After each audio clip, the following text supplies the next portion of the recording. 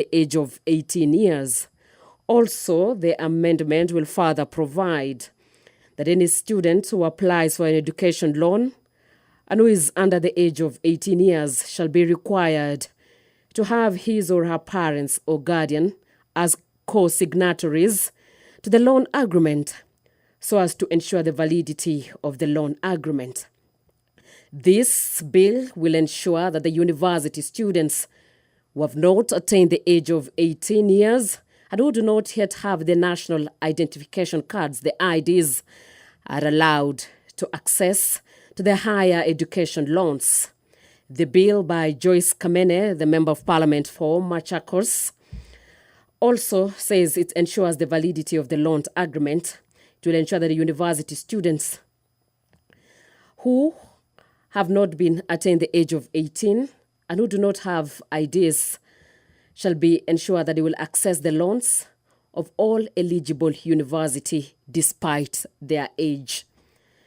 This bill does not delegate legislative powers, nor does it limit fundamental rights and freedom. This is on whether the delegation of legislative powers and the limitation of fundamental rights and freedoms, or whether the bill concerns county government. The bill does not concern any county government in terms of Article 109(5) of the Constitution, as it does not really contain provisions that affect the functions and powers of the county government as set in the 4th schedule of the Constitution, the universities and other institutions. The Speaker of Deputy Speaker is currently walking to the session. Martha Wangari.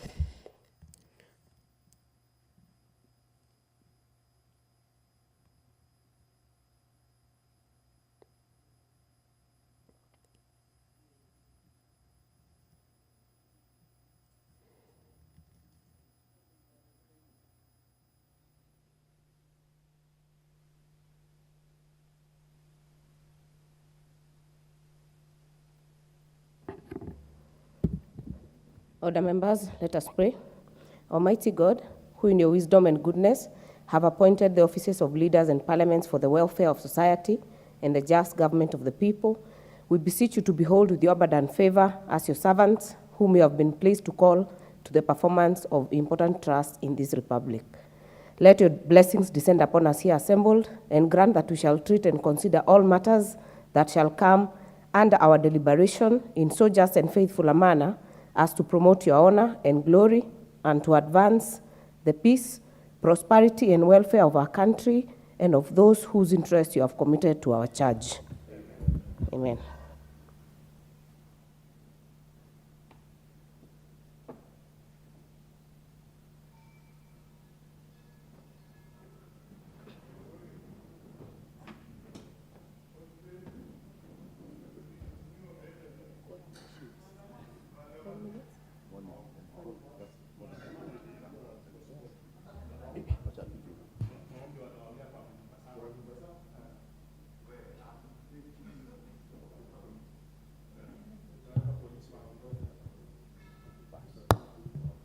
Sergeant at Arms, ring the bell for 10 minutes.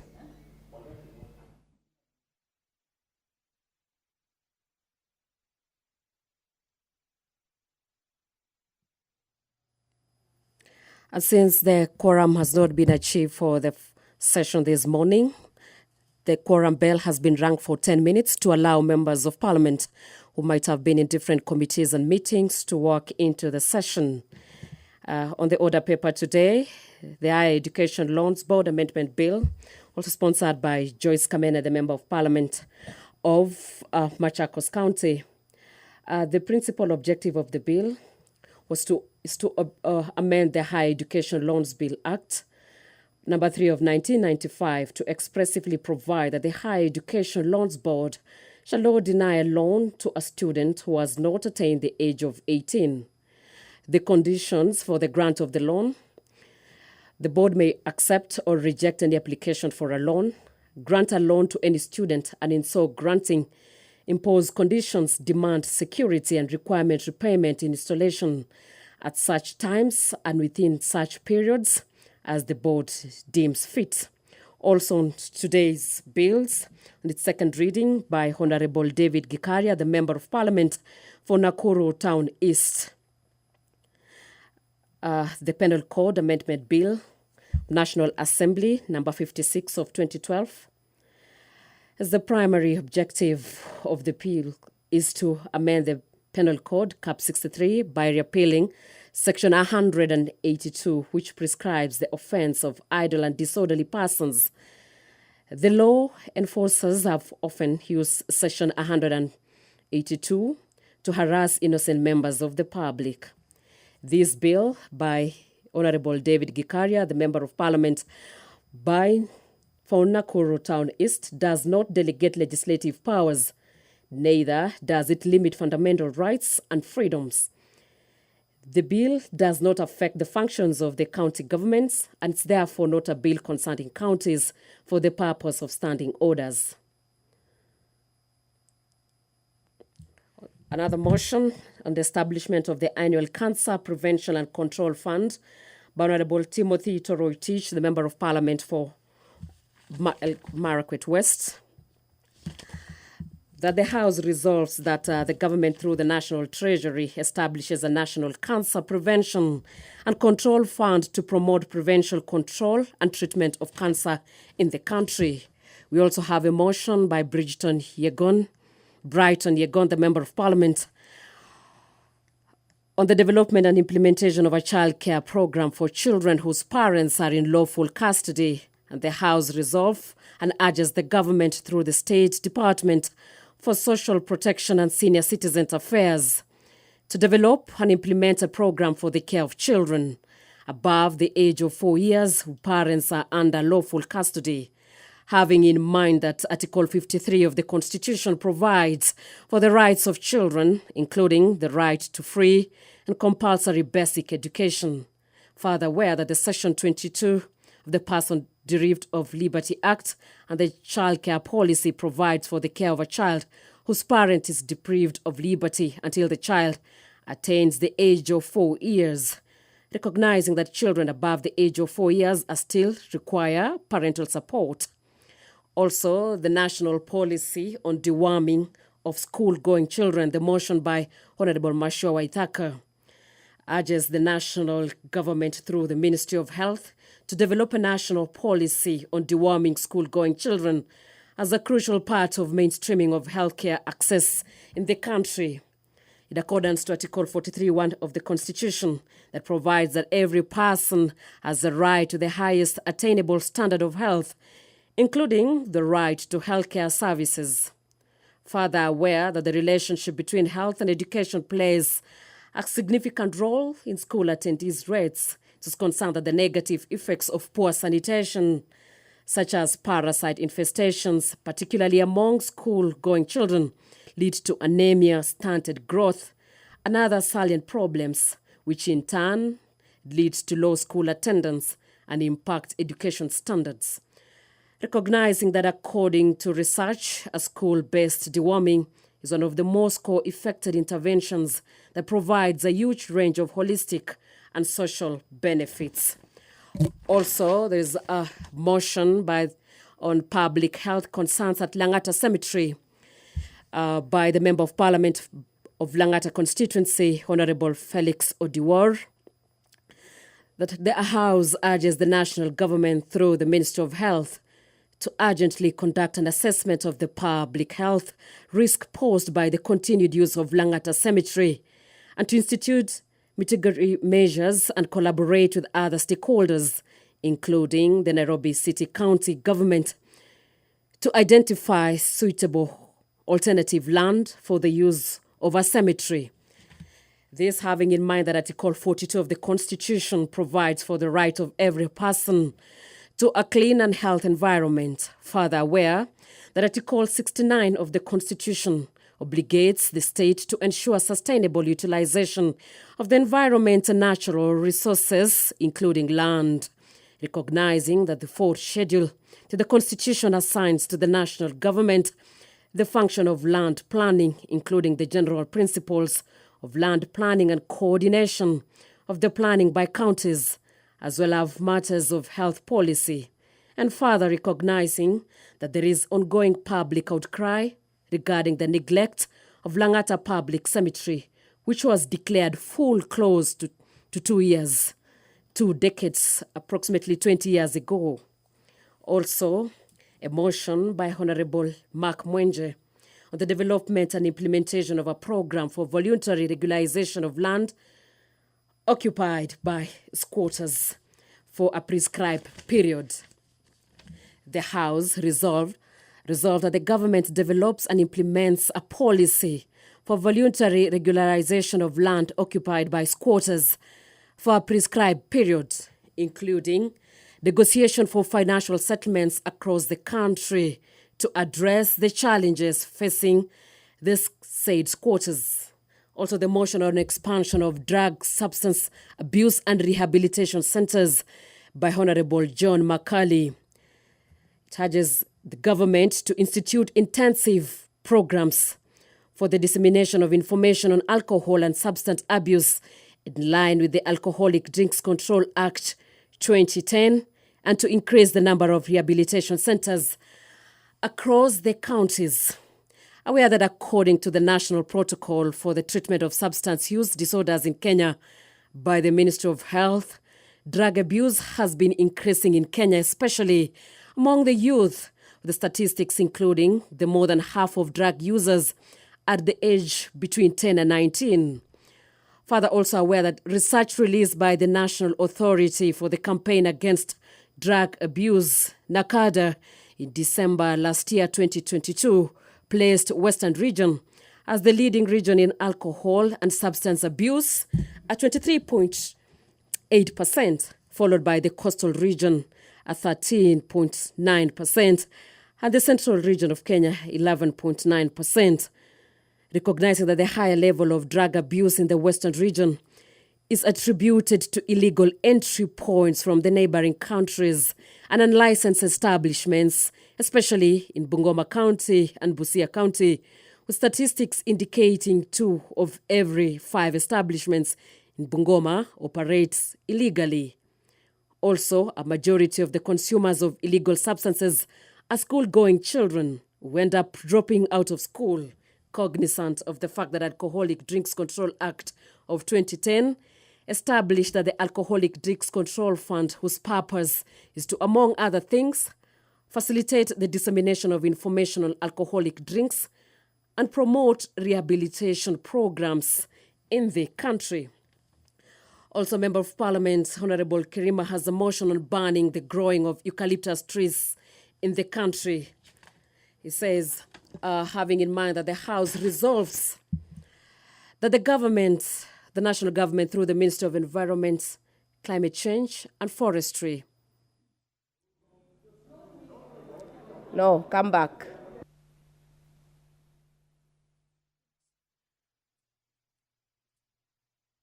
Okay, the House resolves that the national government through the Ministry of Environment, Climate Change and Forestry orders absolute banning of planting eucalyptus trees and encourages planting of indigenous species across the country. Also orders the uprooting of all eucalyptus trees and replacements with other variety of trees, particularly indigenous species, to ensure observation and conservation of water sources and to preserve the ecosystem. Also to initiate the process of putting in place punitive measures against persons who defy the orders. Having in mind that the eucalyptus species are popular among large and commercial tree farmers in Kenya, noting that these tree species are grown in most ecological zones in the country, in particular in the western central Rift Valley, central Kenya, parts of eastern and the coastal regions of the country. Thus, acknowledging that the farming of these eucalyptus trees has been on the rise due to their fast growth, good economic returns, diverse commercial uses such as transmission poles, fuel wools, timber, plywood, pulp, fencing posts, building material, among others. Also, we have a motion on the establishment of the strategic grain storage reservoirs and silos in close proximity to the smallholders farmers.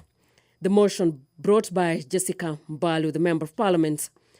The House now resolves that the government, through the Ministry of Agriculture and Livestock Development, establishes strategic grain storage reservoirs and silos in close proximity to smallholders farmers so to address post-harvest inefficiencies.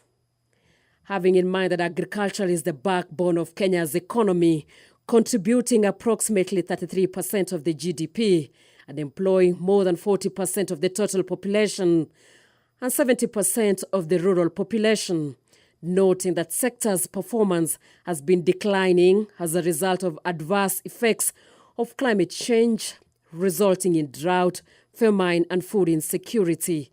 Also, small-holding farming is predominantly rain-fed cereal grain farming, and farmers experience boom harvest every time there is an adequate rain.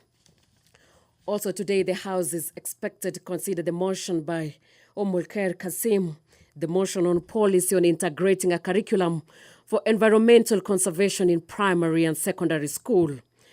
The House resolved that the government, through the Ministry of Environment, Climate Change and Forestry, develops and implements a policy on integrating a curriculum for environmental conservation in primary and secondary schools in the country. According to Article 42 of the Constitution, it accords that every person's right to clean and healthy environment.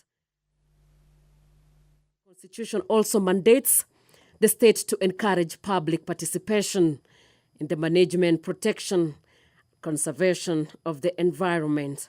It is concerned with the prevailing climate change and global warming that has adversely affected our ecosystem and biodiversity, causing unprecedented drought, food security, and famine. Also, the motion by Honorable Peter Selassie on regulation of the sugar industry to discourage branding of sugar by non-millers. The House resolves that the government, through the Ministry of Trade, Investments and Industry, ensures the strict operationalization of the regulatory frameworks governing sugar importation into the country. As it's aware that the importation and exportation of sugar is regulated by various laws, including that of Crops Act and Agriculture and Food Authority Act of 2013. Agriculture and Food Authority is charged with the responsibility of regulating an importation of exportation of sugar in the country in accordance with the law.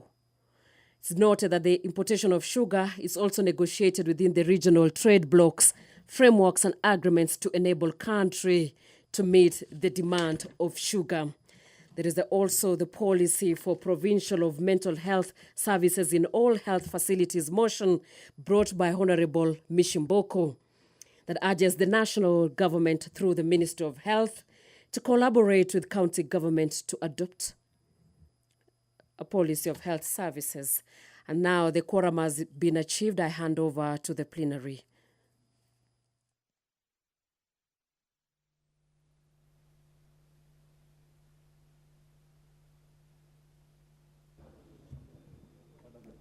Order, members, kindly halt the ringing of the bell. We have the required numbers.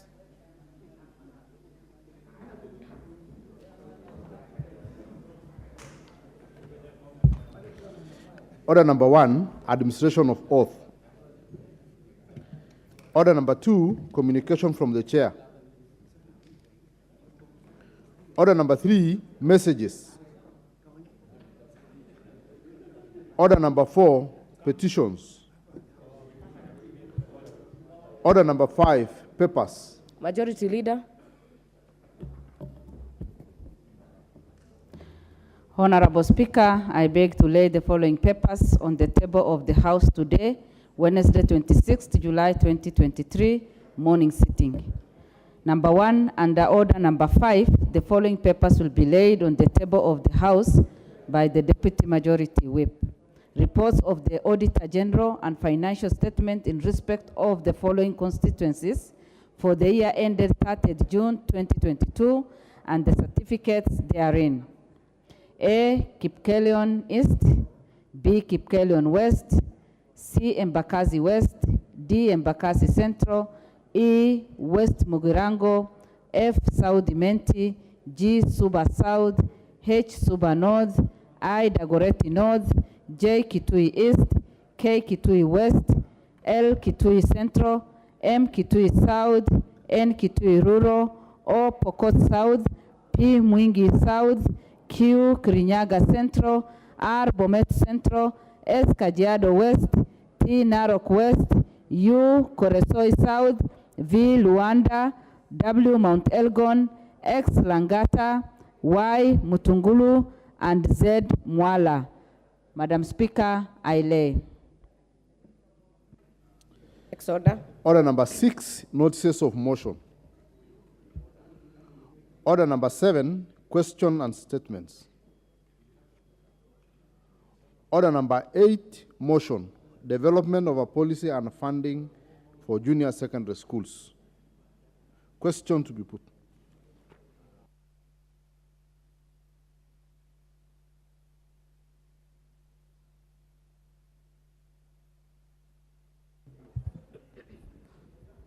Order, members.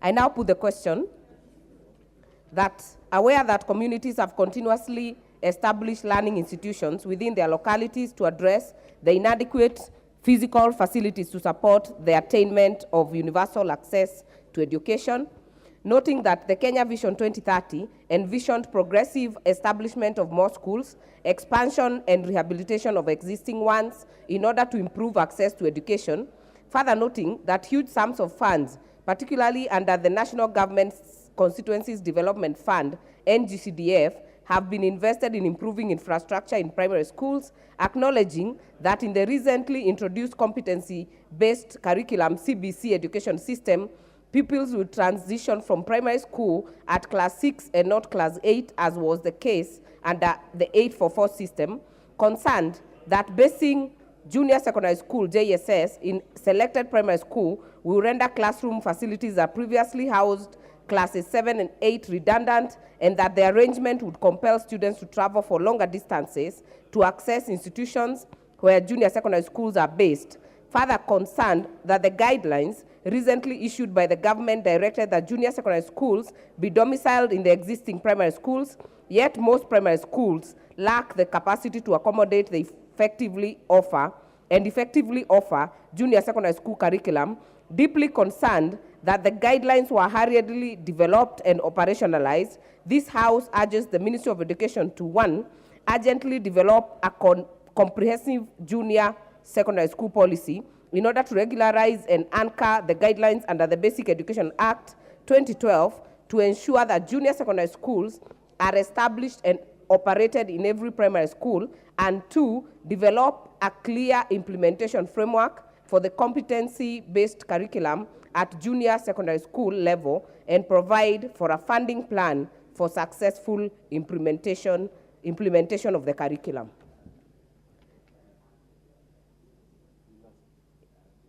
Will as many as are of that opinion say aye? Aye. Will as many as are of a contrary opinion say nay? The ayes have it.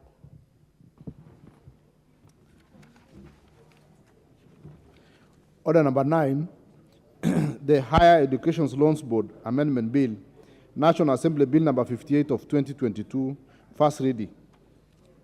A bill for an act of Parliament to amend the Higher Education Loans Board Act 1995. Order number 10, the Penal Code Amendment Bill, National Assembly Bill number 56 of 2022, second reading. This bill has a balance of 2 hours and 43 minutes.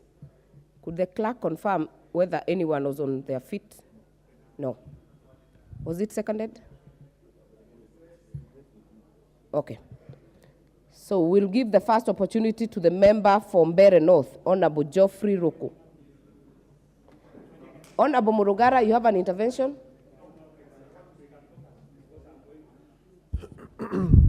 Member for Mbeere North. Thank you, Madam Speaker. I rise to support this amendment by Honorable David Gekaria. The penal code need to be put into alignment as far as the the letter and intent of the Constitution 2010 is concerned, you find that most of the Public Order Act clauses, majority of them are not well aligned, and it is good that the member has noted the need to move an amendment to ensure some of the demeanors which are occasioned within our society are well taken care of. And these demeanors also, some of them require some form of punishment in case you go overboard. And I have seen this amendment is a quite funny one, because it talks about even the issues to do with the prostitution. And we should not be a society which is encouraging prostitution. We should be a society which is fighting some of these vices in our society. I therefore, Madam Speaker, support this amendment by the member of Nakuru. Thank you. Thank you. Member for the Raka. Thank you. Thank you very much, Madam Speaker. Madam Speaker, I rise to support the proposed amendment to the Penal Code by the Honorable David Gikaria, with the sole intention of repealing Section 182 of the Penal Code, which is Chapter 63 of the Laws of Kenya.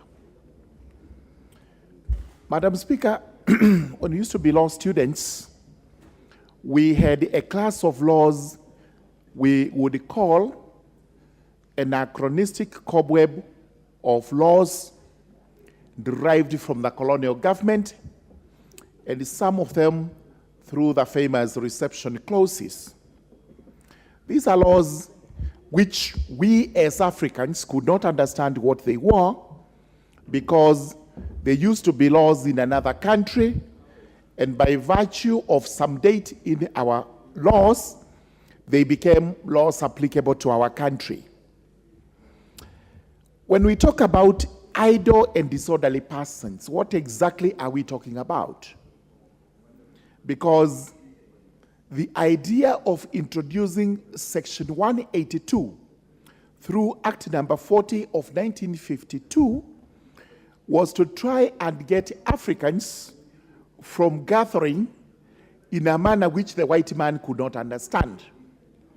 This was during the emergency period, and anytime Africans were seen in a group, they would imagine they were plotting on how to execute the rebellion, which was in the country that time, the Mau Mau rebellion.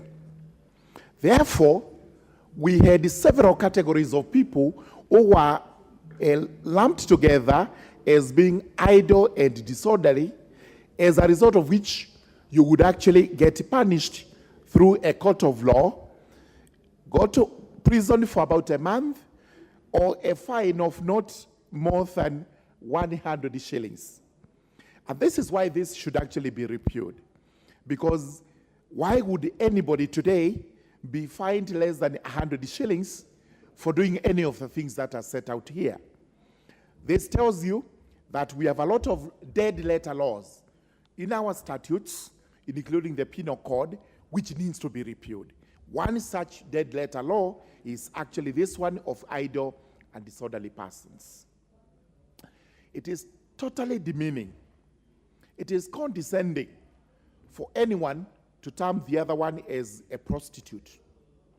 While today we have better terms which we use, including commercial sex workers and such other terminology, but to call somebody a prostitute is demeaning. It should actually not be entertained in our statute books. What exactly is indecent manner?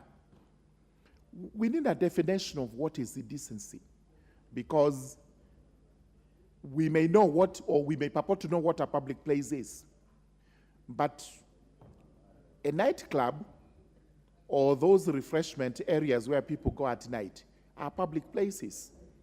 The mode of dress in those areas is in consonance with those areas, and therefore why would a lady be selected to be told you are indecently dressed or exposing yourself. There is number B, which says every person causing, procuring, or encouraging any other person to beg or gather for alms. Again, this is totally un-African. Africans have no problem, especially when there is drought, with moving from one household to another and asking for food reliefs. Is that begging?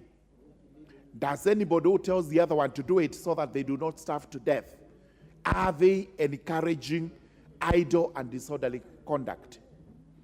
And we also have poor people, vulnerable, those who are less privileged, blind, disabled. Is this disorderly conduct if they do this? So, having gone down through the entire statute, including every person who publicly conducts himself in a manner likely to cause a breach of the peace. Again, what is to conduct yourself in a manner likely? We need a definition of that, because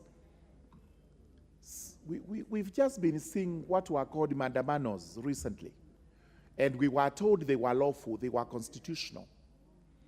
And pickets, we know for sure those may be. But we were told that those who are doing those mandamanos were conducting themselves in a manner that was contrary to the law, including a breach of the peace. Again, we need a definition of this so that we do not lump everybody together. So looking at this proposed amendment, I do support that we actually repeal this, and we should be looking at the Penal Code entirely, all of it, so that all the dead letter laws that are in there, all the laws that were brought in purely to try and curb what was then African freedom should actually be removed, so that we also are able to reach where other societies have reached today. So with those remarks, I do support the repeal of Section 182 of the Penal Code, Chapter 63 of the laws of Kenya. Thank you, Madam Speaker. Thank you. Honorable Phyllis Barto Moiben.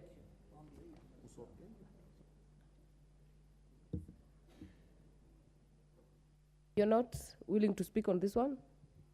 All right. Honorable Joseph Munyoro, MP for Kigumo. Thank you, Madam Speaker, for giving me this opportunity. I rise to support the motion by Honorable Gikaria on repealing of the Penal Code, because this is especially the issue of idle and disorderly. It cannot be defined properly, and it's been abused, especially to arrest our young people in shopping centers. And being jobless does not mean that you are idle. It does not mean that you are disorderly.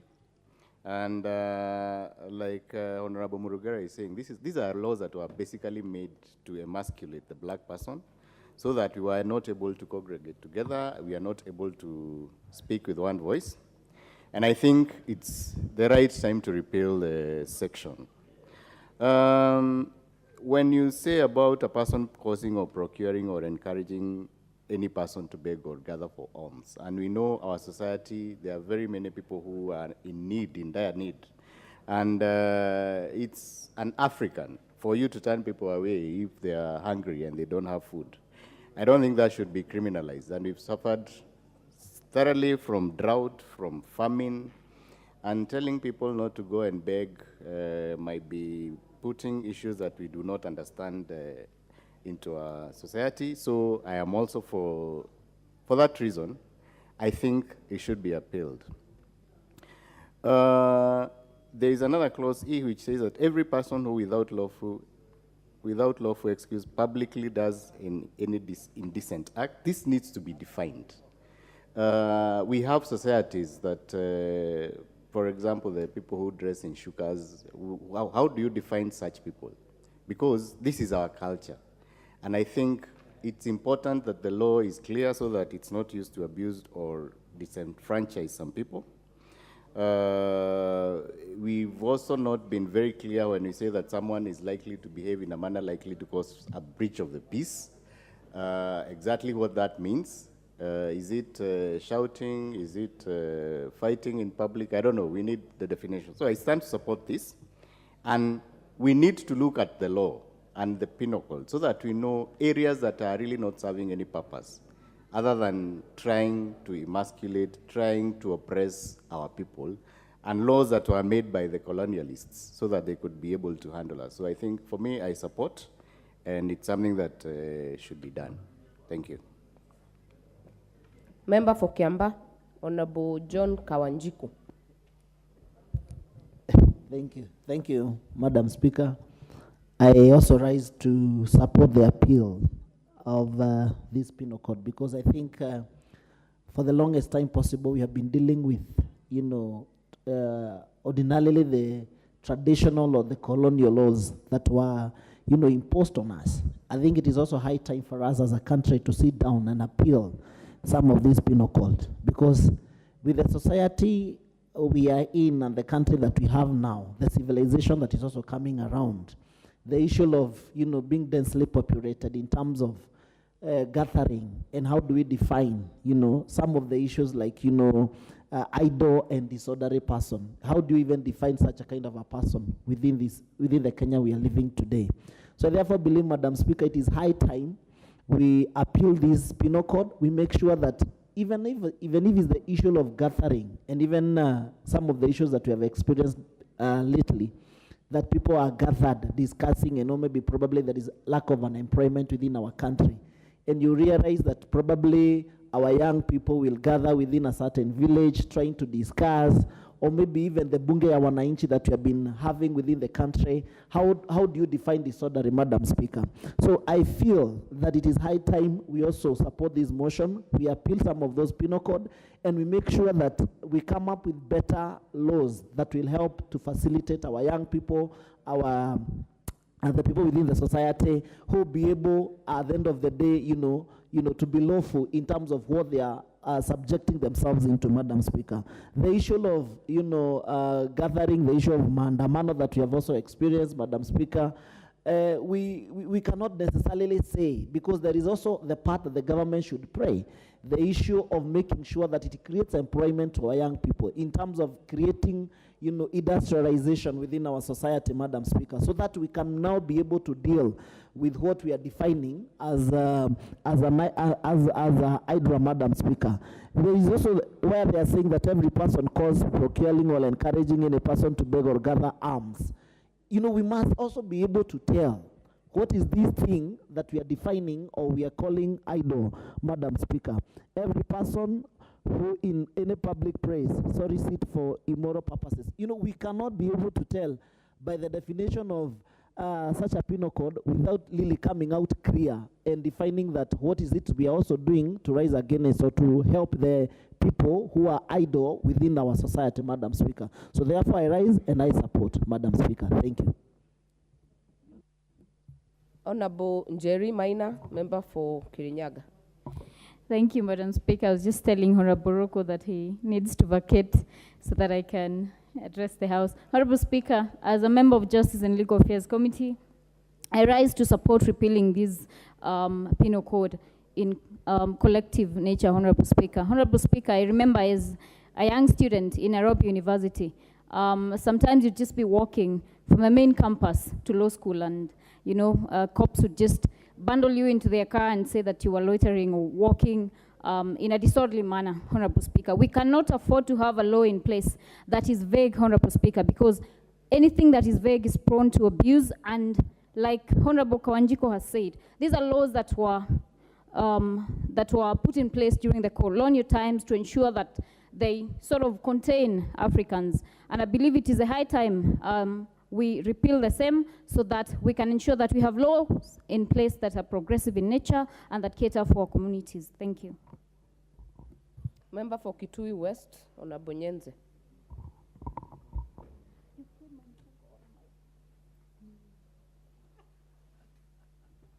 Member for Sirisia, Honorable Aluke, also not in the House.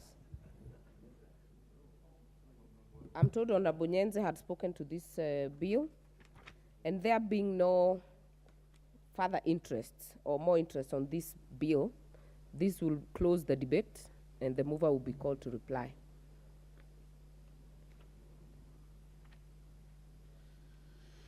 Order number 11, motion, establishment of a National Cancer Prevention and Control Fund. Member for Marakwet, Honorable Timothy Toroitich.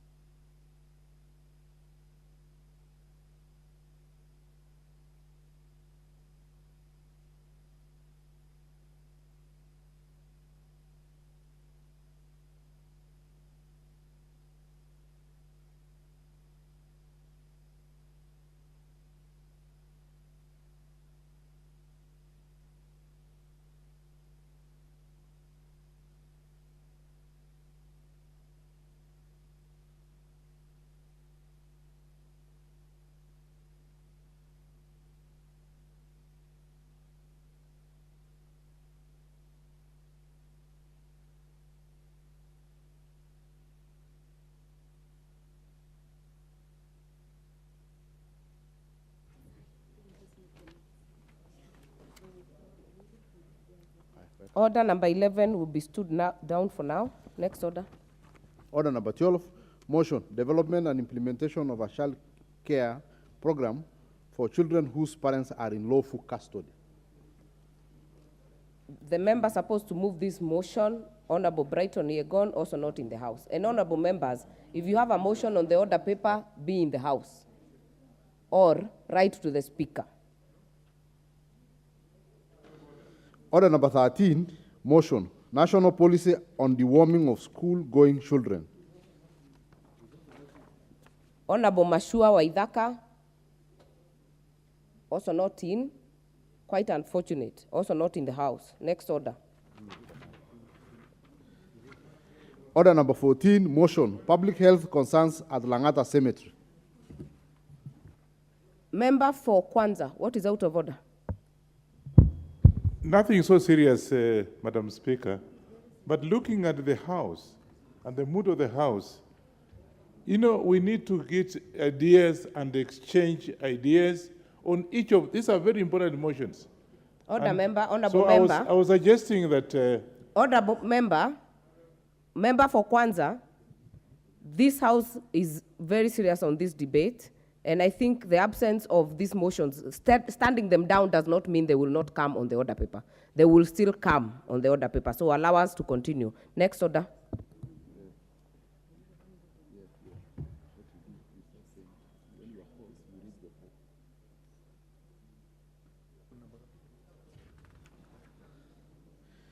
Order number 15, motion, development and implementation of a program for voluntary regularization of land occupied by squatters for a prescribed period. This motion, did you not call order number 14? Okay. This motion to be moved by Honorable Mark Mwenje, also not in the House. Next order. Order number 16, motion, expansion of drug and substance abuse rehabilitation centers. Again, these are very serious motions. The movers not in the House. Honorable John McCarley, also missing in the House.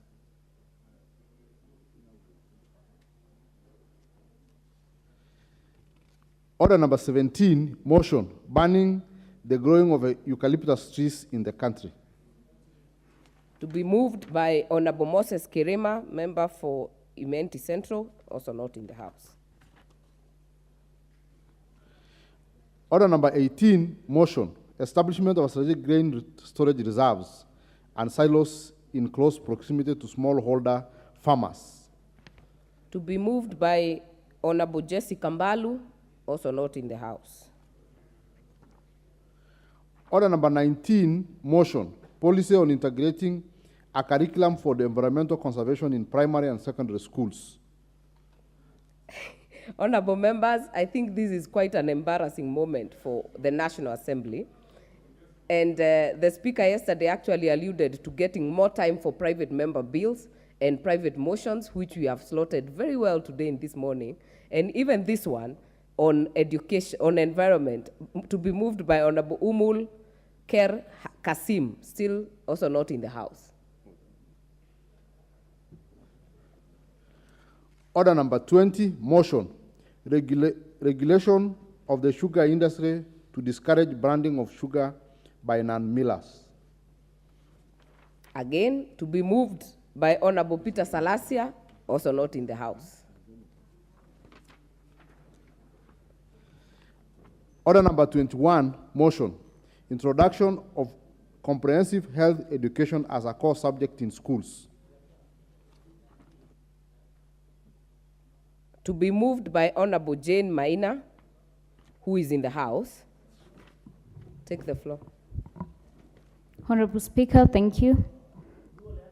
I rise to move a motion that aware that improving public health is a fundamental responsibility of the government, and it is imperative to address pressing health concerns faced by young people, including poor sexual and reproductive health, inadequate knowledge and information regarding sexual health, and protection against sexually transmitted infections. Concerned that the current state of adolescent health training programs is inadequate and fragmented, resulting in limited access to healthcare information and services by the youth in the country. Further concerned, as a result, young people face significant barriers in accessing comprehensive healthcare, cognizant that comprehensive sexual education through school-based programs, community-based programs, and healthcare facilities can promote healthy sexual practices amongst young people and reduce the spread of HIV/AIDS and other sexually transmitted infections, lower the incidences of teenage pregnancies, thus increasing school attendance and retention. Now, therefore, this House resolves that the national government, through the State Department of Basic Education, introduces comprehensive health, wellness, and sex education in the curriculum as a core subject in schools. Honorable Speaker, we must agree as a nation that young people of this nation do not have the right information when it comes to matters of health and sexual education. Honorable Speaker, I ran a campaign in Kirinyaga County dubbed the Triple Threat Campaign, which was against teenage pregnancies, SGBV, and mental health. Honorable Speaker, what we unearthed from the campaign where we engaged professionals to talk to our young children in schools is something that is, I can say, very disheartening. Honorable Speaker, we are living in an era that is in the advent of social media, platforms that are purely unregulated by the government. We've seen in other developed nations like the UK, US, are now working on more stringent measures to ensure that they have contained access to information, because you find that some of these platforms offer very misleading information to our young people. And if our young people do not have the right information, they're very prone to think and believe what they see on these social platforms. Honorable Speaker, we live in a nation where we can say we have seen the church up in arms about the moral decay. Honorable Speaker, from where I stand, access to the right and the correct sexual information is not a question of morality, Honorable Speaker. It is a question of enabling our children to make the right decision when it comes to protecting themselves, Honorable Speaker. Honorable Speaker, the education that is taught in the curriculum is not adequate enough to ensure that our children are empowered and not disempowered when it comes to protecting themselves. Honorable Speaker, we had a case in Kirinyaga County where the rate of STIs, or sexually transmitted infections, was so high amongst young people that it caused the national uproar, Honorable Speaker.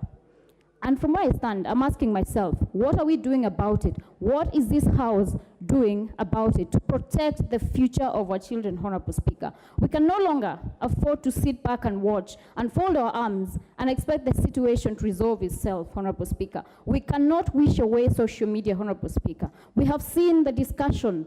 If you go to TikTok sometimes, there are very weird things going on around 12 a.m. midnight, Honorable Speaker, exposing our young children who, I repeat, do not have the right information. That is why I insist that, and I beg this House to resolve that we introduce comprehensive sexual and health education in the school curriculum so that we can empower our children, Honorable Speaker, to make the right decisions when it comes to protecting themselves, Honorable Speaker. We had the bill that had been proposed by this House in the last Parliament, Honorable Speaker. And you know, there was an uproar on social media that we are telling our children, engage in sex. We are not telling our children, engage in sexual activities. We are telling them, wait. We are telling them this is not the right time. We are telling them, if you ever find yourself in such a scenario, I do not want you to contract HIV and AIDS. I do not want you to contract an STI. I want you to first protect yourself. We are giving these children an option. We cannot bury our heads in the sand anymore, Honorable Speaker. I am therefore moving this motion, and I am asking Honorable Naomi Wako to second the same, Honorable Speaker, so that we can open the same for debate. Thank you. Give me the mic. Yeah, thank you. Thank you, Madam Speaker. And I would want to thank Mheshimiwa for coming up with this motion.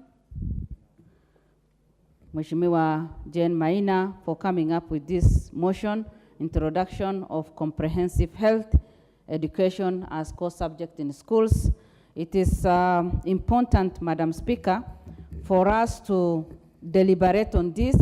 As I second this, I would want to give my contribution to this again, because it is important for us to debate on this, because issues to do with health is quite important, and it is the responsibility of the government to give every citizen equal opportunity, and every citizen has the right to the highest attainable standards of health, including the right to health care and services, and also under mental care, Madam Speaker. When we talk of health, many counties have benefited a lot from the colonial time to get the best health care in our country.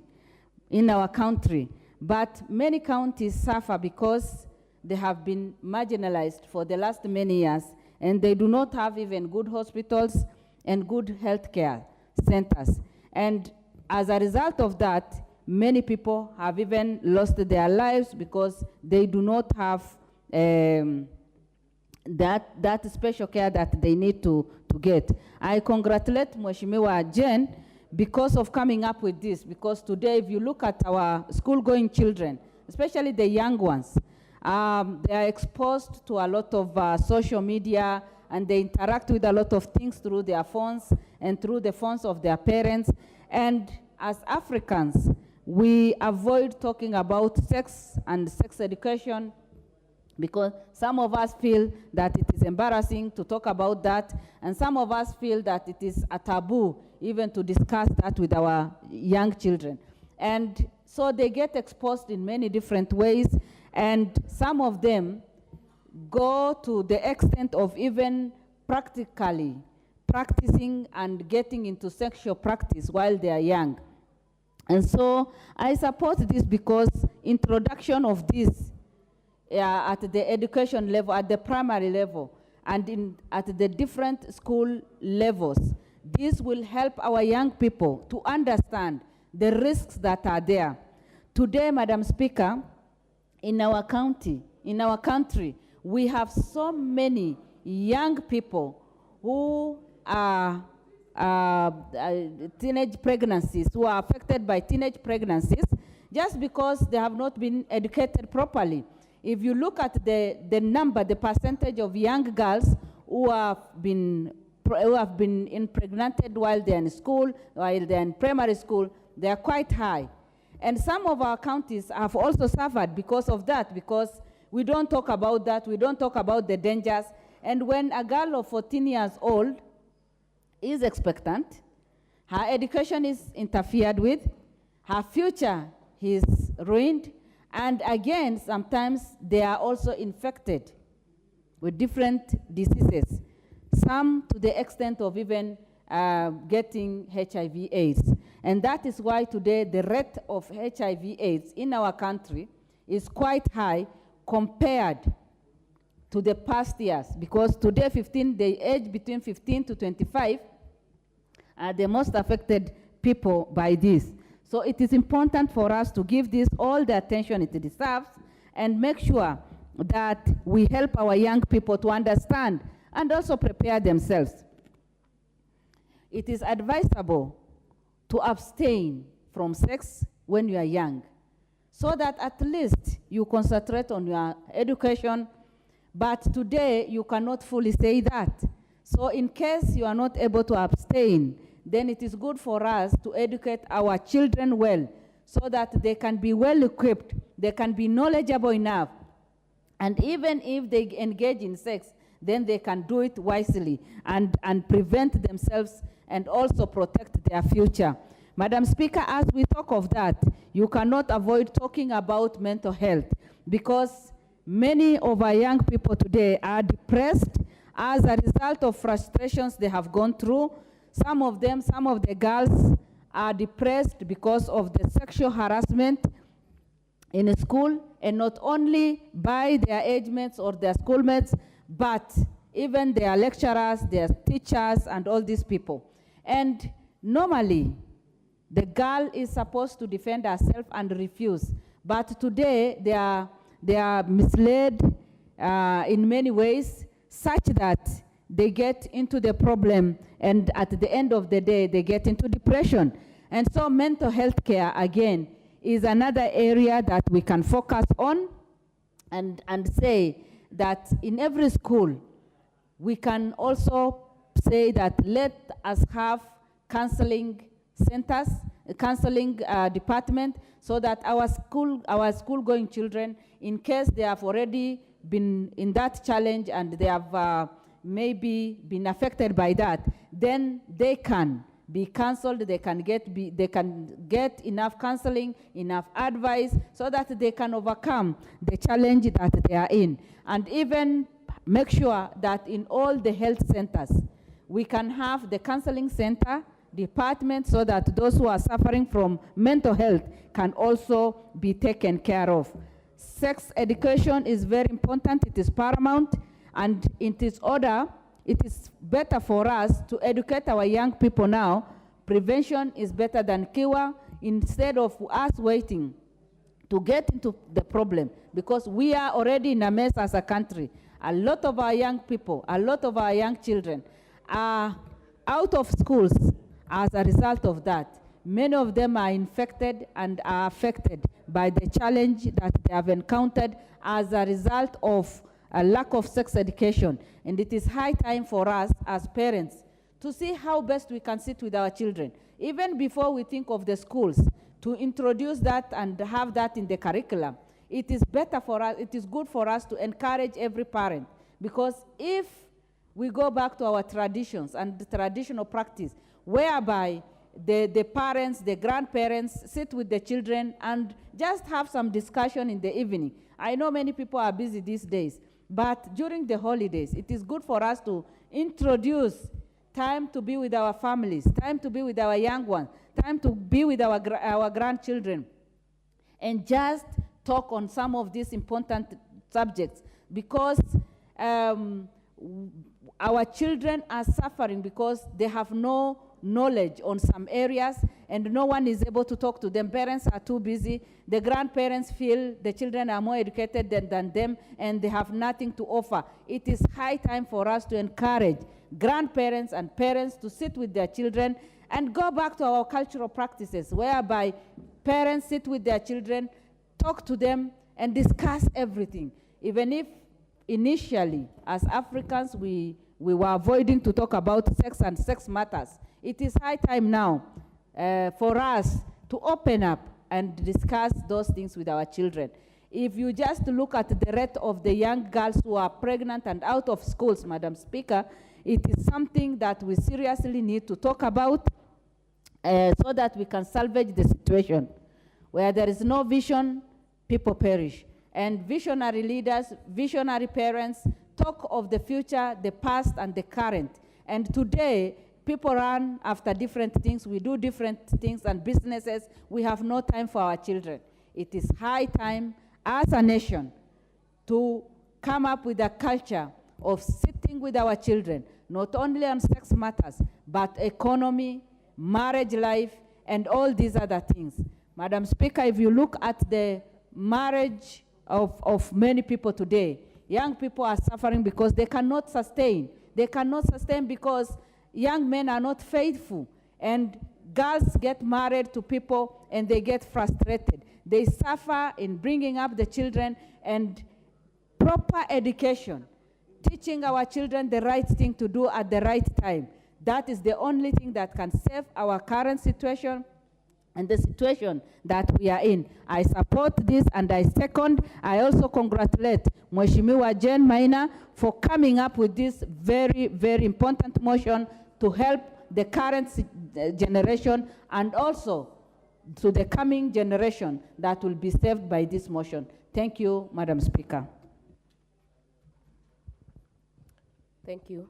I therefore propose the question that, aware that improving public health is a fundamental responsibility of the government and it is imperative to address pressing health problems faced by young people, including poor sexual and reproductive health, inadequate knowledge and information regarding sexual health, and protection against sexually transmitted infections, concerned that the current state of adolescent health training programs is inadequate and fragmented, resulting in limited access to healthcare information and services by the youth in the country.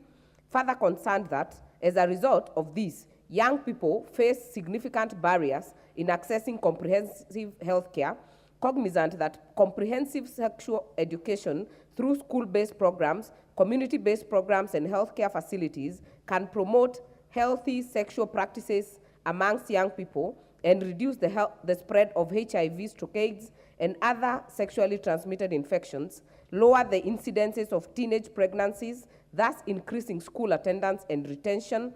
Now, therefore, this House resolves that the national government, through the State Department of Basic Education, introduces comprehensive health, wellness, and sex education in the curriculum as a core subject in schools. The first opportunity will go to Honorable Phyllis Barto, member for Moiben.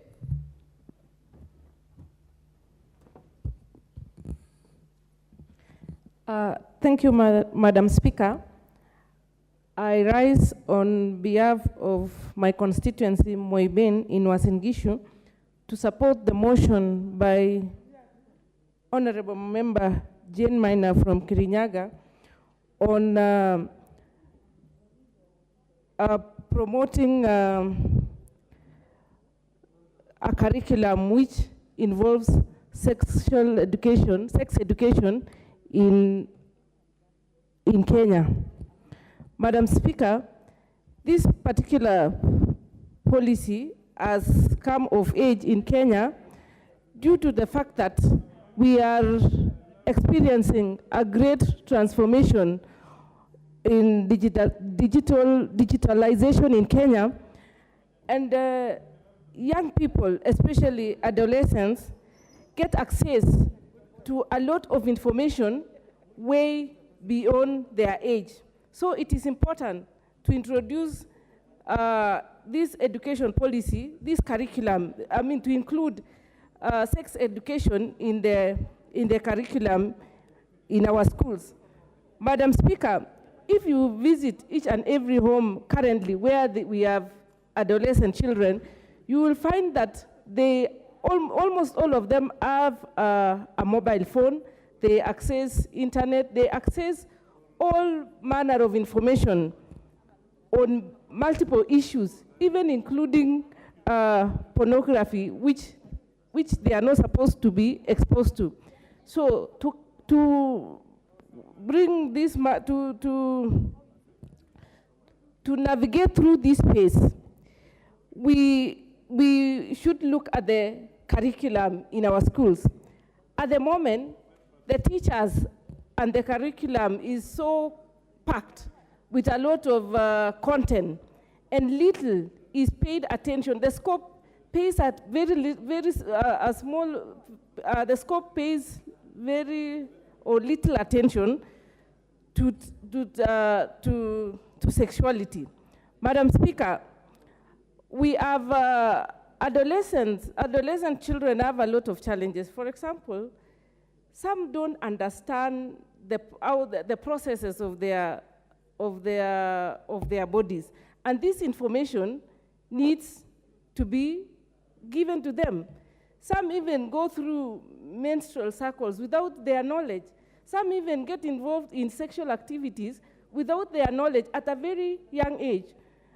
Research has shown that most of the Kenyan children have at 15, most of the Kenyan children between 15 to 19 years, almost 2% of them, 2% have had sexual experience, and some have ended up getting pregnant, some have ended up getting sexually transmitted diseases, and some have dropped out of school just because some did not have the advantage of getting information about the operations of their bodies.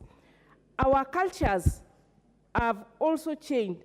We no longer have situations where parents sit with their children to discuss cultural issues, sex matters included. So how do we alleviate such? The students stay in school most of the times. We have those who go to school from 5 in the morning and they come home very late in the evening. We have those who go to boarding at a very tender age and they remain in school throughout, and they only come home for very few days or weeks. How will these children get to know about some issues which affect their bodies? The only way we can alleviate or intervene to this matter, Madam Speaker, is by bringing on board a curriculum which teaches them in their entirety on how their systems operate. We might be thinking about our culture and going back to our cultures where children and parents sit and converse about these issues. But, Madam Speaker, we have people who have migrated to urban areas who have been detached with their cultures, who no longer even understand, who no longer are connected to their traditional cultures. Also, Madam Speaker, sometimes it's not easy for a parent to sit with their children and discuss such issues, especially considering some parents still look at it as a taboo. We look at the scenario where we are talking about shaming, the period shaming, where it is still very difficult even for us to discuss menstruation of our girls publicly, or even for a girl to go to a supermarket and buy a sanitary pad, because in some cultures, or because they still feel it is something it's something which is supposed to be normal, but it still feels embarrassing for other girls in other quarters, because possibly of their cultures, they are bringing their self-esteem and so many factors which surround upbringing of a child. So, Madam Speaker, I think in as much as it might take time to put this thing in the curriculum, how I wish we can start having conversations in schools. We can start having speakers visiting schools, sponsored by the Ministry of Education, going to various schools, educating, having a session in almost all schools in Kenya, educating our adolescents on matters sexuality. Because we even have, in as much as we are talking about pregnancy and other issues, even HIV is still a problem, Madam Speaker, because in the past it was seen as a problem which is sexually transmitted. We also, like you have sex, you get HIV. That conversation is still very prevalent in communities which are on the extreme parts of Kenya. It is not only a case of sexual transmission, but we have children who have been born and they were born by parents who are affected, and as a result, they are also having the same problem. How do we speak to them? Because their parents, some parents might not be having the courage to sit a child and explain to them that you are in this situation because you were born like that. How do we get that conversation to a child who will be disadvantaged in that way? We can only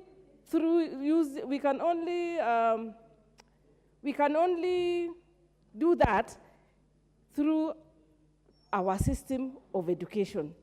So, Madam Speaker, this motion is very important at this time in Kenya, because we have young people between 15 and 19 who might not be privileged to understand. I know it is a very controversial issue, and many people will see it from different perspectives, but it is high time we face reality and sit and have a conversation to ourselves and say, those boys and girls who might not have the privilege of getting such information, where do they get them? Madam Speaker, in our schools at the moment, the curriculum is so packed. We have CBC. We have many transformations going on in our schools, but it is at the right time when we introduce such a policy so that we start from the beginning and move along with the system. Otherwise, I support this motion, and it should be done like yesterday. And I can see my time is up. Thank you, Madam Speaker. I support the motion. Thank you. The next chance will go to the member for Kitui South, Honorable Rachel Nyamai. Thank you very much, Madam Speaker, for giving me this opportunity. I would like to, first of all, congratulate the Honorable Jane, member for Kirinyaga County, for coming up with this important motion on establishment of comprehensive health, education, health promotion within our education system. Honorable Speaker, this is a topic that many governments have tried to make an effort so that it can be introduced within our education system. At times, it faces different challenges of our societal system. They believe that talking about sexuality is a taboo, and also other challenges, some local and others international. Madam Speaker, I would like to first say that I do support introduction of comprehensive health promotion within our schools, and that when a child is introduced early enough to understand their own bodies, to understand themselves, to know how to protect themselves, to know how to be confident, and to understand who they are, whether they are male or female children, they are more confident in life and they are more likely to succeed. Honorable Speaker, we are not able to talk about comprehensive health education without talking about HIV and other sexually transmitted diseases. So, Honorable Speaker would like to support that it is important that health education, and especially HIV/AIDS, is discussed openly within our school system from children from very young age, so that they are able to protect themselves, so that they are able to protect others, so that they are able to take care of children who may be within families where their parents are either infected or affected. And Honorable Speaker, I would also like to point out that comprehensive health education is not only about HIV/AIDS and sexual education. It will also focus on the children's bodies to know how to take care of themselves, the importance of being physically active, so that we do not have children who are obese. Because when children are obese, then in life, they end up getting other diseases. Honorable Speaker, when we are focusing on this introduction to health promotion, it needs to be done in a child-friendly way. Madam Speaker, I am aware of programs that were introduced by DANIDA, where they try to introduce child-friendly participatory health education. They tried to use churches, communities, leaderships within Parliament, leaderships within our counties, so that children are more comfortable and parents and community leaders are comfortable engaging on sexual education and health education with children. These efforts have not been very successful. So I would like to recommend that even as the House passes this motion, and hopefully if it is discussed as a bill, that we should focus on having comprehensive, child-friendly health education, health promotion, so that our children can feel free and also the adults can feel free.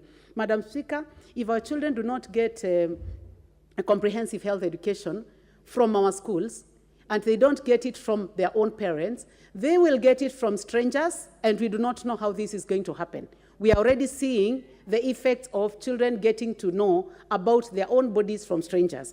Madam Speaker, we also have our computers because of online teaching. Children are tempted to go beyond the class and check other aspects within the IT system, and some of them may find themselves coming through sexual education. So we would rather do it in our schools. We would rather do it within our churches. We would rather do it within our communities. We would rather do it as Parliament, and we would rather do it through our education system, so that children do not get to learn from strangers. Honorable Speaker, I would also like to focus on our TV channels, that we have the local TV channels, which are not 100% easy to control on what our children see.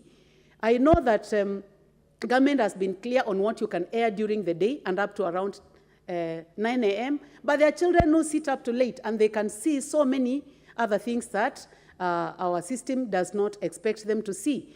Honorable Madam Speaker, also, our children are exposed to international television channels where they can see almost everything that they would like to see.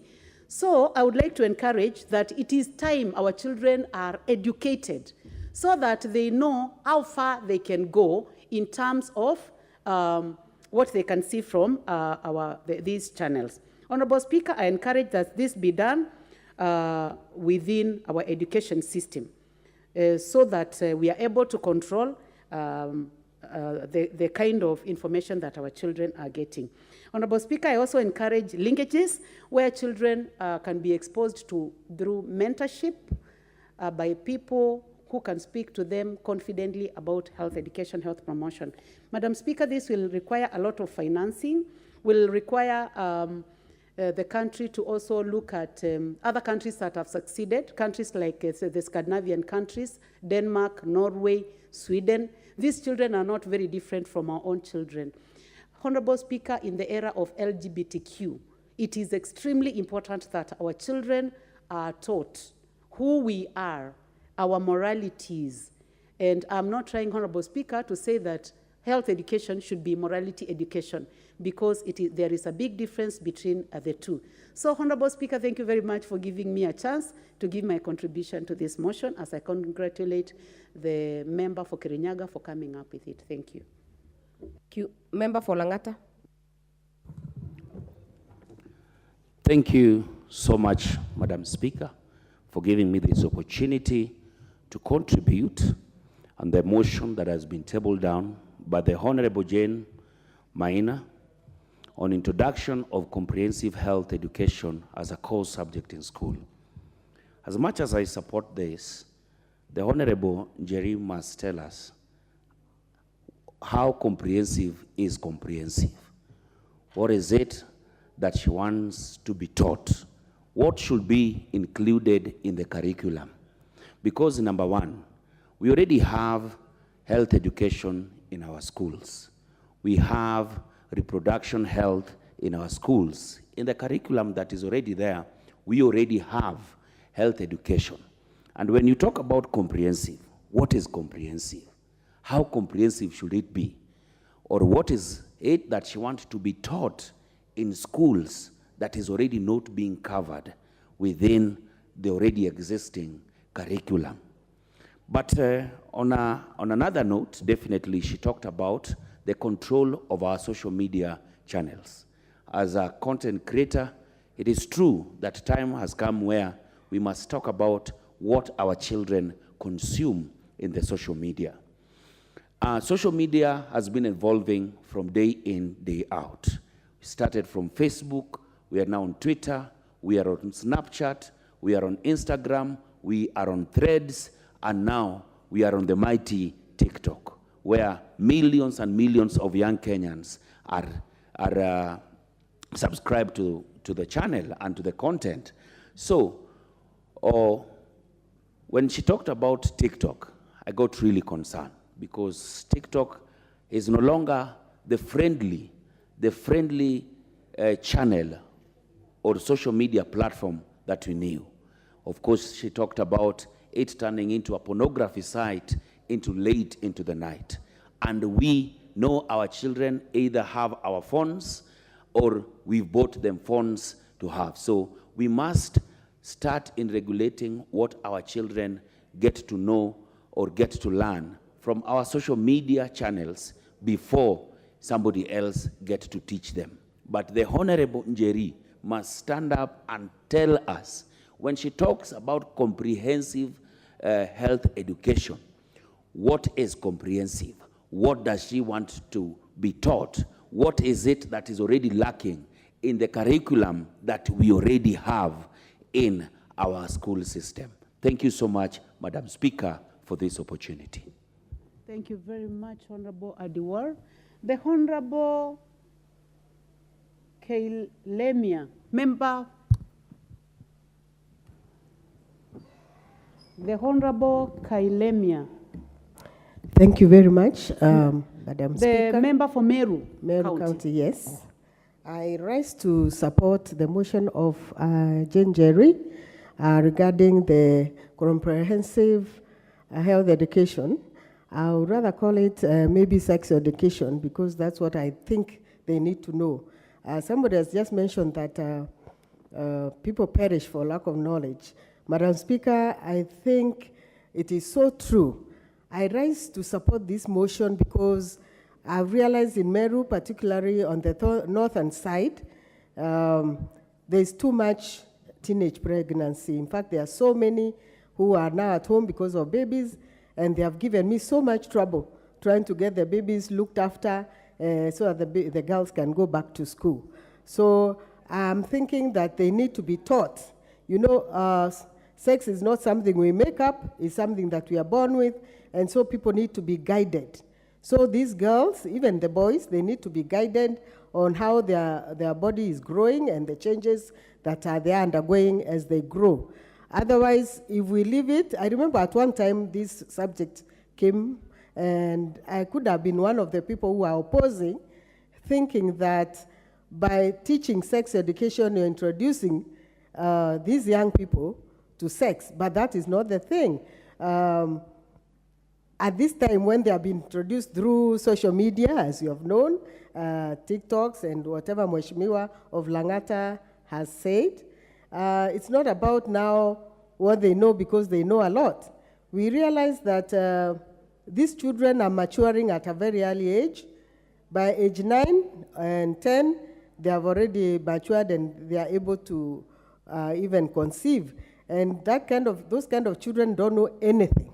So Madam Speaker, I just support this motion that they should start sex education in schools so that our girls can grow and our boys knowing about their bodies and even the health, the disease they're about to get, but that's not so much as these babies giving birth to babies. Thank you, Madam Speaker, for giving me this opportunity. Thank you very much. The Honorable Edith Nyenze, member for Kitui West.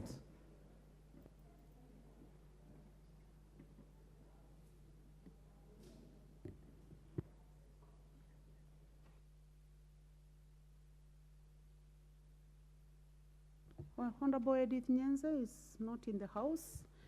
Her name is appearing on our screen. The Honorable Jane Kihara, member for Naivasha.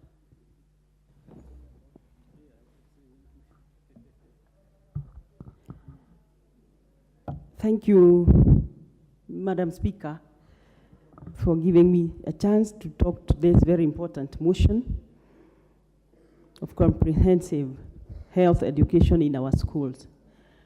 Madam Speaker, you notice that as opposed to what used to happen, where we learned things through our parents those days, and sometimes we were not even told very much, but we would follow what they were doing, and we would copy what they were doing, and we would become better citizens. Madam Speaker, we have a problem in this country, and generally the world over, because of this social media or internet. Madam Speaker, we have seen weird habits by children and even adults. This time round, when the parents themselves are children, you don't expect them to teach their children much. Madam Speaker, we are living a very fast life. You'll see even those who engage house helps these days, they want to engage those who have gone to school so that they take care of their children because they are not there. So you are leaving your children with strangers. Madam Speaker, these days we are forced to talk about this subject in schools because we realize and it's going to get out of hand. Madam Speaker, children these days know so much, and if we don't take care of them from a constructive education system, they are going to get it from all over social media, and they will not be able to differentiate what is good for them or the morals that we expect to have as a country. We have seen it. We have seen very many girls leaving school because of teenage pregnancies. Children need to know what is it that they are required to do so that they don't get pregnant before they are done with school, so that they don't get diseases, so that they add value to their lives, Madam Speaker. Sex has been taken too much for granted lately. We have seen it even in these games that teenagers go. Just the other day, I saw something in the social media.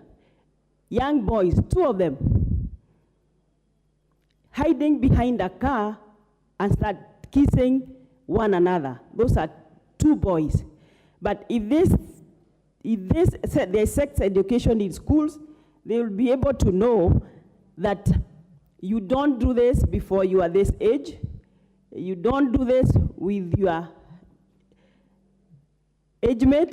You don't do it with a person of your same gender, because this LGBTQ, we may think or assume that it is not there.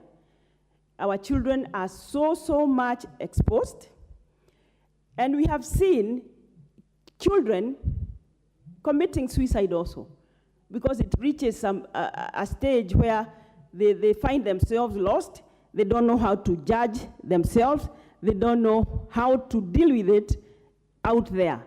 So, Madam Speaker, this is something that we need to talk about, and it is also should be mixed with this drug habit, because there are those children who pick it from school. So we need a lot of policing, but when we have policies, where busy children, busy parents have no time for their children, they can only be taken care of by teachers. So this system need to be put in place so that we are all aware and we are sure that what is being taught is structured and they are taught what they need to know, what they don't need to know, such that even if they see it in the social media, they'll be able to judge that this is right and this is wrong. Thank you very much, Madam Speaker, for those few minutes. Asante. Thank you very much, Member for Naivasha. The Honorable Susan Kiamba, Member for Makueni constituency.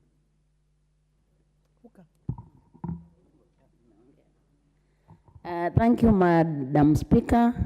I wish to also make my contribution to this very important motion, which affects our children. First and foremost, I think it's a very worthwhile debate because our children is our future. But just like one member has just asked, what is comprehensive health information? And when we talk of introduction, I think in Kenya so far we have a lot of health education in our schools. 1 minute, Honorable Member for Makueni. What is out of order, Honorable Kawanjiko, Member for Kiamba? You have put an intervention. Is anything out of order? There is nothing out of order, but I was also saying, Madam Speaker, that we are also participants as far as the fathers and the daughters are concerned. So give us an opportunity as well. What is out of order, Honorable Kawanjiko? So there is nothing out of order on the list. I can see that you are next, so just be patient. Proceed, Honorable Member for Makueni. Thank you, Madam Speaker. I also wish to make my contribution on this important motion. And I think the big debate is how comprehensive is comprehensive health education? And I think in Kenya today, we cannot talk of introducing health education. We have a lot of health education in our schools and even in our curriculum. There is need to identify in particular where is the gap, because sometimes we have foreign ideologies that are being promoted in the name of health education, which are against our African values. Because when you talk about sexual health education, and you're talking of things like introducing issues of lesbianism, issues of homosexuality, and all that, that is still health education. So we need first to understand, when we talk about comprehensive health education, what are the limits? Secondly, I think it's important to realize that children do not do what they do, whether it's wrong or right, because of just mere information. I think, Madam Speaker, what we are missing very seriously is the value systems. Our children have a lot of information, even sexual information, even health information. But I think where we tend to be very weak is the issue of value systems. When they are exposed to situations, what decision do they make?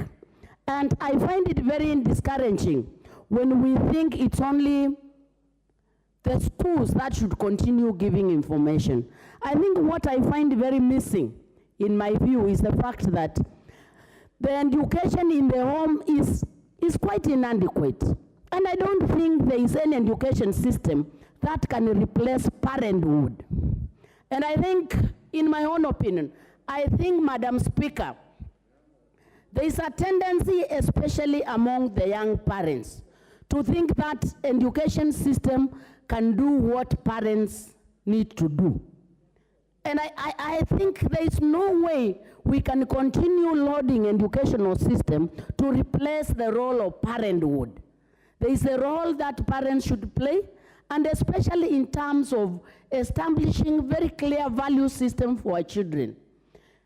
The information that our children have, even whether from social media, from TIC, whatever, from the TVs, from so many sources, it will be subjected to their value system. And if their value system is wanting, no matter how much information you do give them, the choice they make will either be harmful or helpful to them.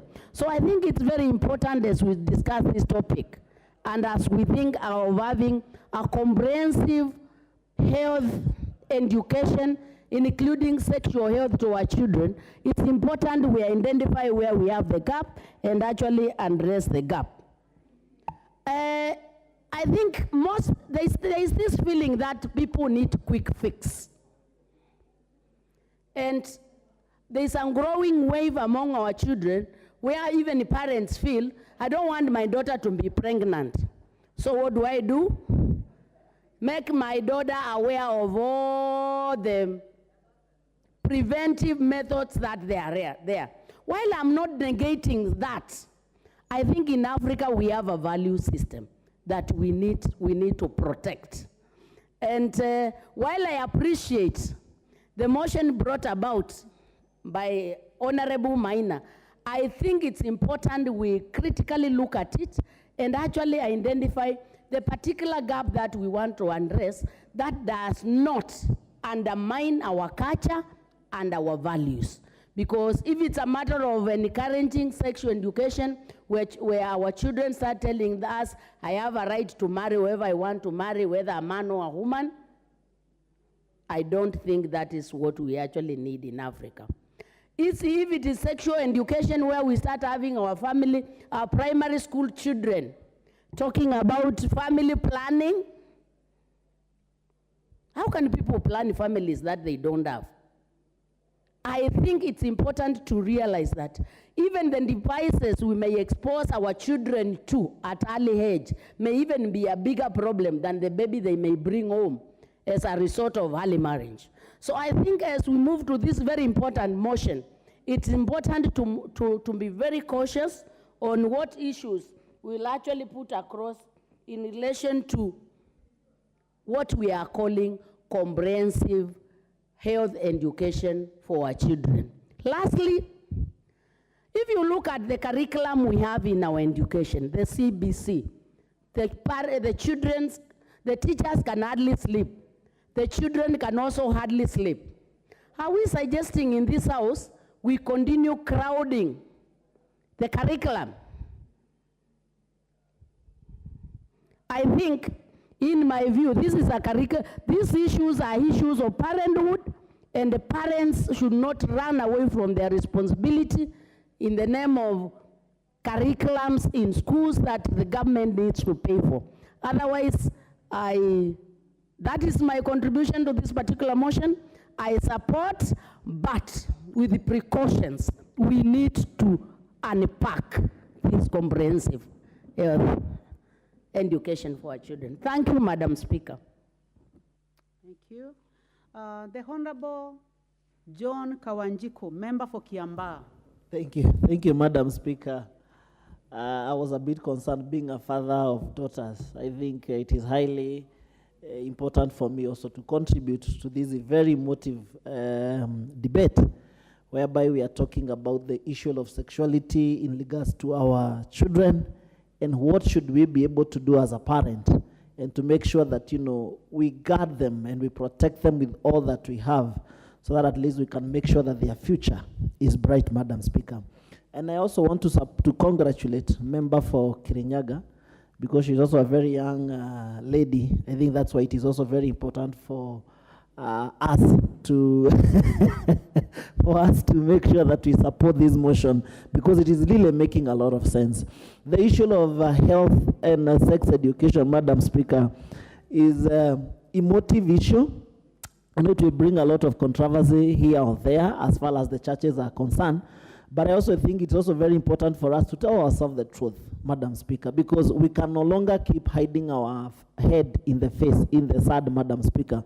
Whereas whatever is happening outside there, it is something that is worrying. And as the previous speaker have talked about, the issue of social media, the issue of TikTok, Facebooks, you know, even at night, if you go to TikTok, you realize, unless we have some regulations to make sure that we also control whatever is happening in TikTok, because it is quite alarming that even pornography and sexual activities are happening in the TikTok sites, Madam Speaker. So if we don't come up with a bill or a motion or a way to educate our children, and also to tell them, I mean, sex is our way of living, but at the end of the day, there are things that you should be able to, hold on to until you attain a certain age, Madam Speaker. It is a discussion that probably, and we have seen it also in social media, whereby there are teachers who are telling their children, when you go home and it's during the long holiday, you know, don't allow anyone to touch here, don't allow anyone to touch there. It is very emotive. It is also good because we also need to educate them and tell them what they should be able to do at a certain given time, Madam Speaker.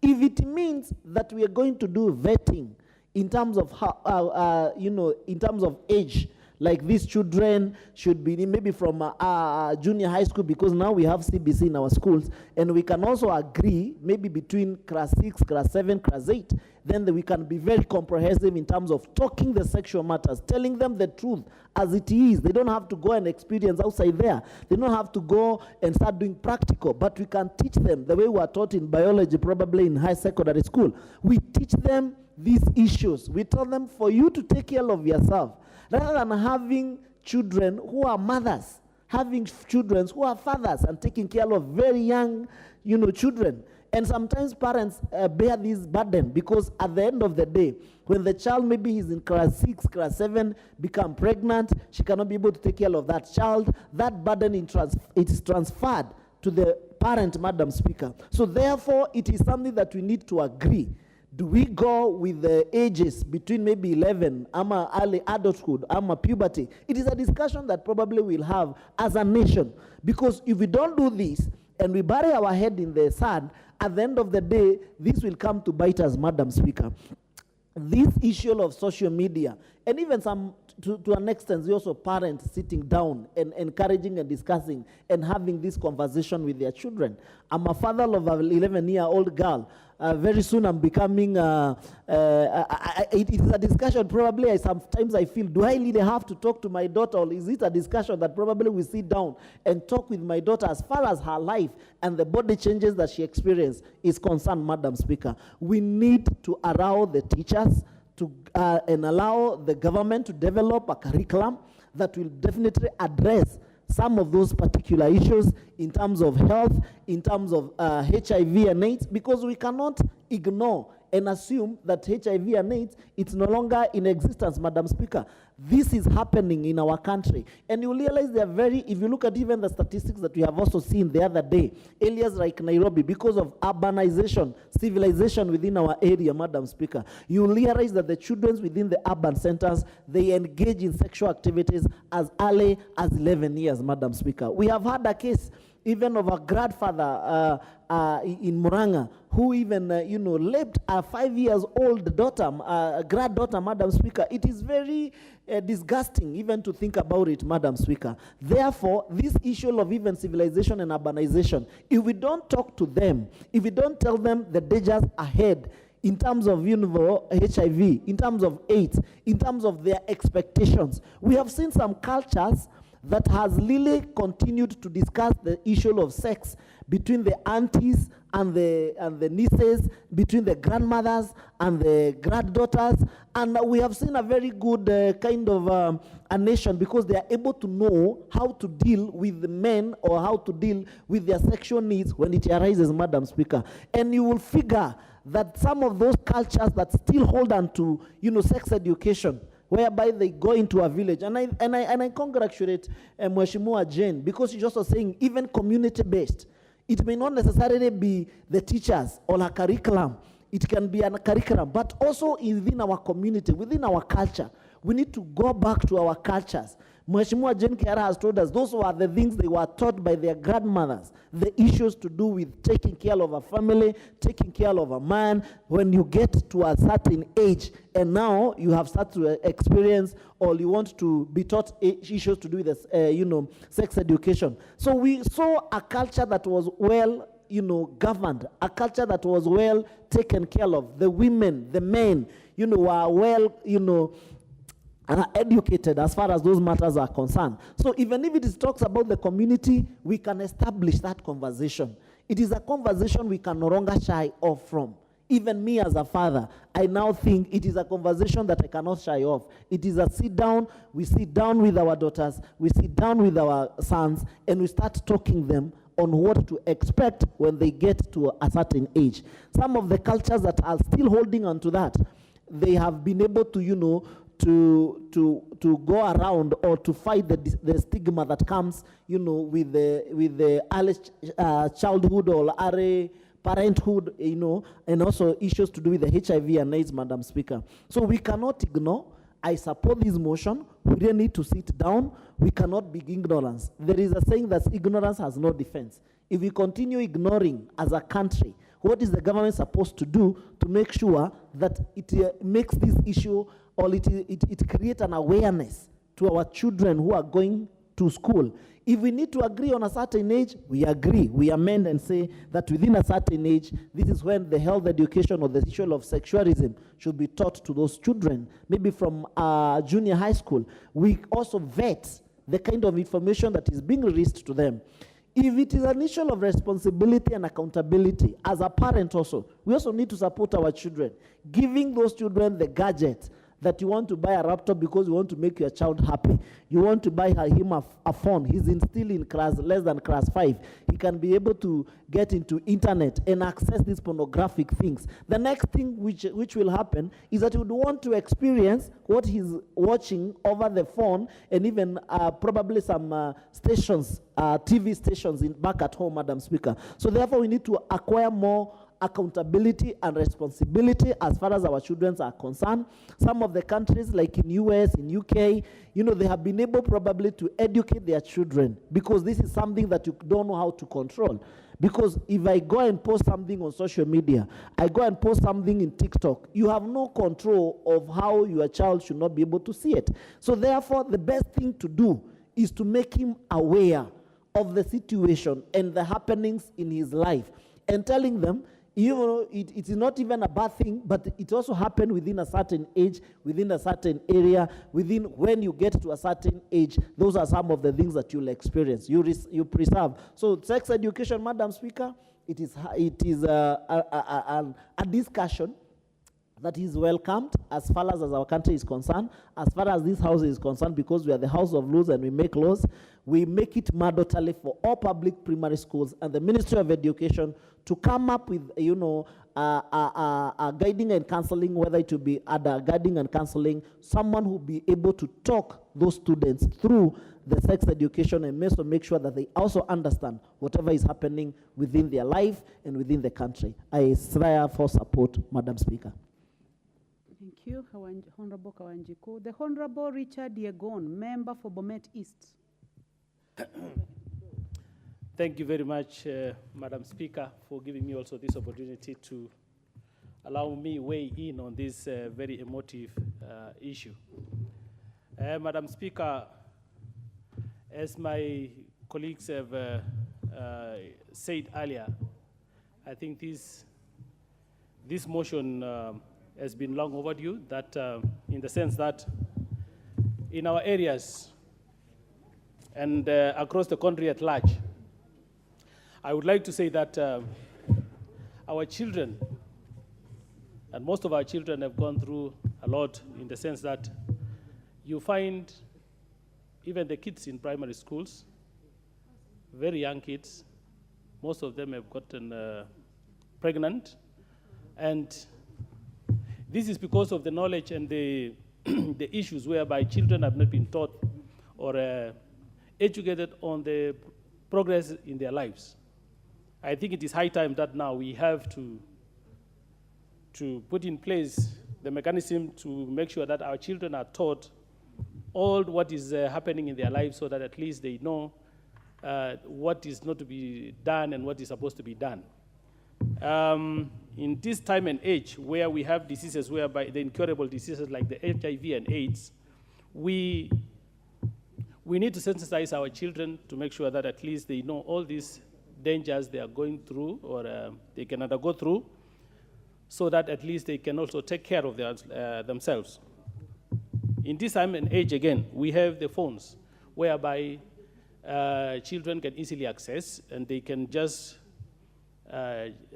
see the issues of the pornographies in the internet. And if we don't teach them, we don't allow teachers to show them about this sex education, it's very difficult for them to learn, to know what is happening. And they can easily fall as victims of child abuse by those people who knows what is happening, and for them, they don't know what's happening. Madam Speaker, I will not take my time. It's only that I want to say that I support this motion, and I also request those maybe who have not contributed to support this, so that at least it is for the posterity and our children to make sure that at least they know what is happening in their lives. Thank you very much. I support this, Madam Speaker. Thank you. The Honorable Fatuma Masito, member for Kwale County. Basi nimshukuru Bi Speaker kwa kunipatia nafasi hii, na pia nimshukuru mjumbe wa Kirinyaga Bi Jane Maina kwa kuleta mswada huu mbele ya bunge hili. Isipokuwa yangu litakuwa tu onyo kidogo. Kama tunavyosema, tumeiweka wazi, tunasema ni comprehensive au kwa upana. Tunataka kuwe na hii elimu ya kujamiana katika elimu. Lazima tuwe na tahadhari juu ya hili, kwa sababu tukiiweka kwa upana zaidi kuliko vile ilivyo, huenda kukatokea mambo ambayo yataingizwa ndani yake na yataweza kudhuru vijana wetu.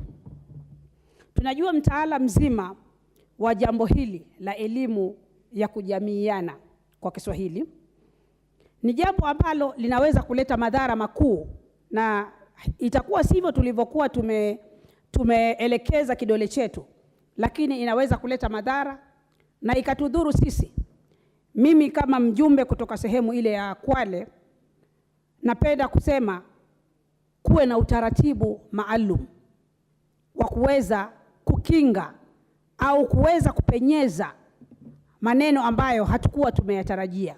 Tunajua kwa kweli watoto wetu wanahitaji elimu, wanahitaji kufunzwa ni jinsi gani wakati mili yao imegeuka na kuweza kupokea hisia zingine tofauti, hisia za kuonyesha wao wamekuwa sasa watu wazima, na wao pia hupenda kuonja au kujaribu kila kitu kile wanachokisikia na wanachokiona. Na tunajua mitandao imefungua njia zote, Bi Speaker.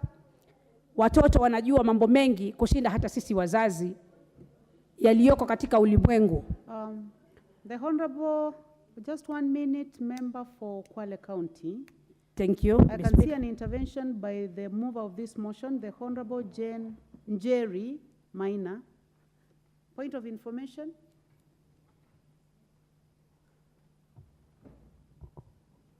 Bi Speaker, nataka nimfahamishe rafiki yangu kutoka Kwale ya kwamba would you like to be informed, member for Kwale County? Yes, she is welcome. Yes, I'm actually Thank also you. inclined to allow her to give you the information. You may proceed. Shukran, Bi Speaker. Nataka nimfahamishe kwamba huu si mjadala wa kuhusu kijamii, ni mjadala ambao yale ambayo tutapendekeza hapa katika hili bunge yataweza kutengenezwa na kuundwa kulingana na sheria za Kenya. Kwa hivyo hayataweza kukiuka sheria ambazo tuko nazo sasa hivi. Shukran. Asante sana Mheshimiwa dadangu Jen kwa kunifahamisha hivyo. Yangu tu ilikuwa ni kutilia mkazo.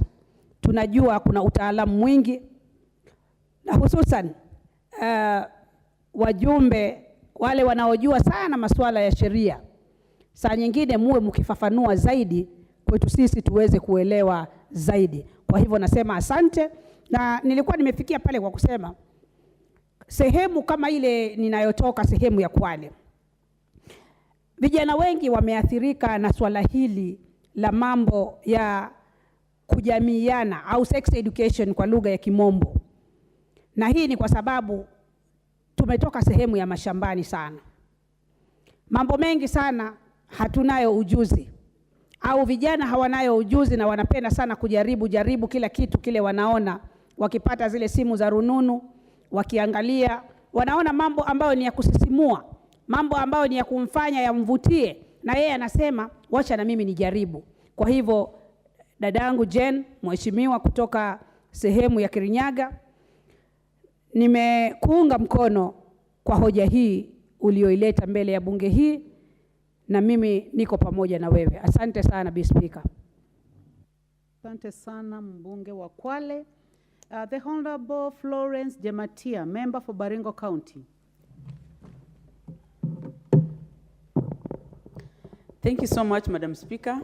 I also want from the onset thank my colleague, Honorable Njeri, and also join my other colleagues who have supported this motion that is timely for this country to take back and understand the situation that we have in our schools, specifically in primary and secondary schools. Comprehensive sex education is a very important thing and component of our lives, especially in our children's life. I want to speak as a woman and as a mother, and specifically as a rural leader, that we have a lot of problems when it comes to teenage pregnancies. And many times it is because we have not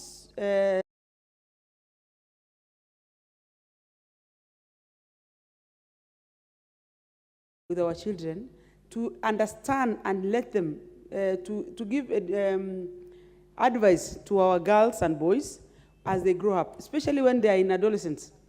Because these are the times that every one of us during that time feels like they are, becoming special. They are seeing a lot of difference in their body morphology, and they also want to try a lot of feelings and interactions together. It has also been made worse, Madam Speaker, by the fact that nowadays we have schools that is designated fully for girls and boys schools. We are actually drifting away from the realities. That when we encourage these single schools, sometimes, it becomes so hard for these children to understand and adopt this, their differences. Because when I am a girl and I am at my teenage, I would probably want to imagine the next person who is also a girl like me would be feeling differently, or I want to explore what my other friend is feeling. And that is why we have all these LGBTQ problems in starting and eliminating right from primary and specific and mostly secondary schools. This is the time that we as a society should sit up and sit down and organize our future generation. I want to thank the mover of the motion because it has been something that has been hailing the society for a very long time. That is why we have, when there are remedies like FGMs, imagining that when you go and cut a girl, it is when you are trying to minimize the feelings that they are feeling amongst one another. But at the end of the day, we are doing more damage because everything is psychological. And when we take this comprehensive education and make it more of compulsory in the school,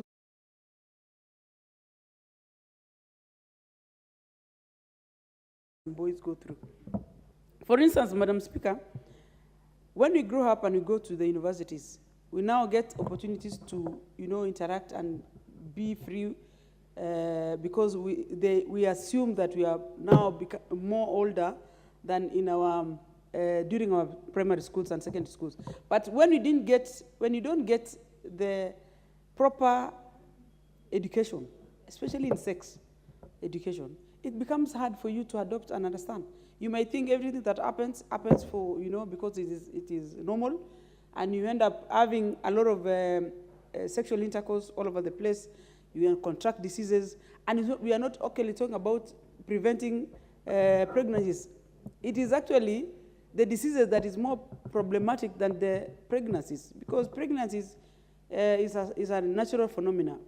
As much as sex is also a natural phenomena, but the problem is that the injection of infections that has affected, and it's ailing to society so much, specifically even in economical status, that hospitals are congested because of ARVs and treatments of gonorrheas and syphilis, which is actually a very traumatizing diseases. And this one can also can be curbed by helping the generation that is going through the adolescence through proper sexual education in school. I also want to say, we also have young mothers, young girls who have probably, just got children, probably around 18, 20 years old. These were the times when we were growing up. Our mothers and aunties would sit us down and give us a lot of information about, getting married and, taking care of your family. And it comes basically because sex is a component in this thing. But it would be very, very helpful if we take this thing down, cascade it to primary levels. Even when we are distributing our sanitary towels as women reps and members of parliament and leaders, we are able to get to understand and let them understand the problems that comes with all this morphology of our bodies. More so, even to the boys. You realize in the society today, a girl cannot be pregnant without the presence of a man or a boy. And the biggest problem is that, when boys go through initiations, they get that, the audacity and feel like they are man enough to, have children or sleep around with girls. And that one also have also created a lot of problems, because of late we have a lot of teenage pregnancies. And the most painful part is that when you see a girl with fully dressed in a school uniform, walking from home to school, and the society to some extent looks like it's a very normal phenomenon. It is not. We have to sit down and understand that even boys in school or in the villages should understand that the problem is not about the girls. It is also about all of us, specifically the men. Because for them, as much as they think it is, because mainly it is a behavior that men feel like it is, they are feeling okay when they're impregnating and making these girls sometimes pregnant, because I think for the longest, no one has been taking keen, probably taking them to, by law. Because when a man is impregnating probably more than 5 girls, and nothing happens. So the girls go back, the same problem of poverty. I mean, these girls are not going to school. And at the end of the day, we create a whole monster in the society that doesn't help all of us. But when this thing can be cured through sexual education, specifically in our mandatory, and make it mandatory in either in primary and secondary school. And I know it is going to help us solve most of these problems. Thank you, Madam Speaker. Very much, Member for Baringo. The Honorable Beatrice Adagala, Member for Vihiga County.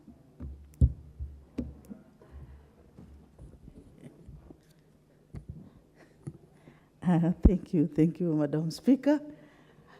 I can see the member for Mombasa, she's really calling me ANC. Yes, I'm the deputy party leader, ANC.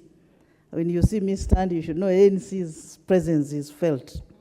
Thank you, Madam Speaker. I want also to voice on this motion by Honorable Jane Maina MP for Kirinyaga, introduction of comprehensive health education as a core subject in schools. Madam Speaker, I want to thank my colleague for bringing in this important motion at this particular time, keeping in mind that the society we are living in now is 70% of the people are young people, school-going girls and boys, Madam Speaker, that need to be guided on ways or the mother and father ways of living. Madam Speaker, in the old days as we were growing, our grandfathers and aunties used to take us through some of these things that are happening in on our bodies and other areas that we could be encounter as young girls and boys, which nowadays cannot be done by the current mothers, and in support of Honorable Jane, so that this subject can be taught in school. Some is due to culture. Our cultures sometimes don't allow parents to teach their children things to do with health, reproductive organs and other things. It's termed like a taboo. I think this is the right time this motion has come so that children should be taught in school this issue, comprehensive education on health matters. Madam Speaker, of late, I don't know, I had a honorable member say that there is the social media, there is also what is called the TikTok, all those things. Madam Speaker, there may be avenues for communication, but sometimes the materials that our children are getting through these avenues are not the right material for our children to chew. If you look, for example, a child of 2 years, and that's something that has just happened the other day in my county, where a child was raped by the grandfather. It is terrible. It is traumatizing for that young girl. And here we are, we don't want to speak things of sexual matters in front of our children. It's high time this topic must be taught, be it in schools, in churches, everywhere, so that we can save our children. Madam Speaker, most of these children, most of these rapists who rape these young girls, and even the women, there are also some women who have bad manners. They also go for young boys and they spoil them. Madam Speaker, these things should be taught so that our children should know what is there. Because STDs, we have STDs, HIV used to be those days, but now there are other diseases that have come. And even for a young girl engaging in sex, she will even spoil her uterus and her everything. So we have to teach these children. This subject is very important, Madam Speaker. Children must be taught. They must be taught in school, everywhere. And even I've said the churches, all leaders should come up and teach the society right morals. Because somewhere we have slept as leaders, as parents. We have slept, we have put all our children in the hands of teachers. We want them to learn everything from teachers. I think it's high time us as a society, we take this with the urgency it requires, so that such a, sorry, welcome. I saw you, now you have come. Thank you, Madam Speaker. Yeah, he was trying to confuse me. He even made my points get lost. Honorable Soro, please stop confusing the member for Vihiga. So you may need to consult in lower tones, because the member for Vihiga is saying that you are confusing her. You may proceed, member for Vihiga. Thank you, Madam Speaker, for protection. He's my brother, and he knows I'm talking that on a light note. Thank you, Madam Speaker. So I think this motion is timely, and we have to take it with the seriousness it deserves. This should be taught, and our children must be protected at whatever cost, so that we avoid early pregnancies, we avoid our children being infected by venereal diseases, we avoid every sort of ill that is related to health of our children. Madam Speaker, even if we want to say that we keep off these things, there's this other thing of mental health. It's becoming a major obstacle. It's becoming a threat in our communities. Our children are having it rough outside there. So this in total support that it should be taught in school. The way we were taught in school when we were growing up, there were so many things that we were taught. But now I think some of the curriculum that is being revised every now and then spoils these things. I saw another picture going around whereby a CBC young boy was being taught on some wooden things on what to be done. Madam Speaker, I'm very sure whether we keep quiet, Madam Speaker, whether we like it or not, this has to be taught so that our children can grow up morally as God-fearing children. We must change this generation, or else our generation is getting spoiled. Our children are getting spoiled. We want to have a community that has morals. If we just leave our children like this, diseases like HIV, name them, all other diseases, we'll have to, we shall lose a generation. So, Madam Speaker, I support this motion, and I support it as one of the members normally say, with all my body parts and everything. I'm supporting this motion. Madam Honorable Jane, you have brought it at the right time. Thank you, Madam Speaker.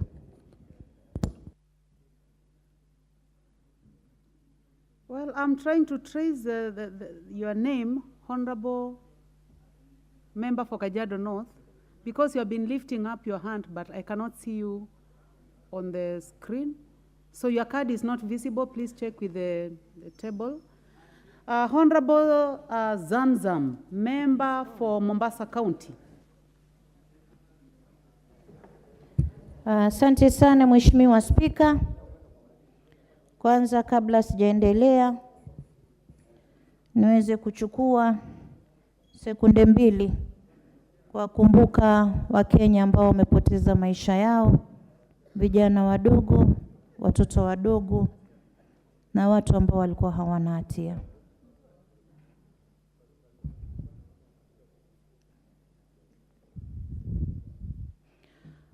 Mheshimiwa Spika, nachukua fursa hii kutoa rambirambi zangu kwa familia ya wale waliopoteza maisha yao. Niwaambie leo kama tunawasha mshumaa, tunawapa pole zetu sana.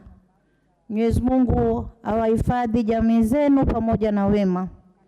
Mheshimiwa Spika, nataka nimpongeze dadangu mdogo Mheshimiwa Jane kwa kuleta mjadala huu wa leo. Mjadala huu ni muhimu sana katika jamii. Mjadala ambao unazungumzia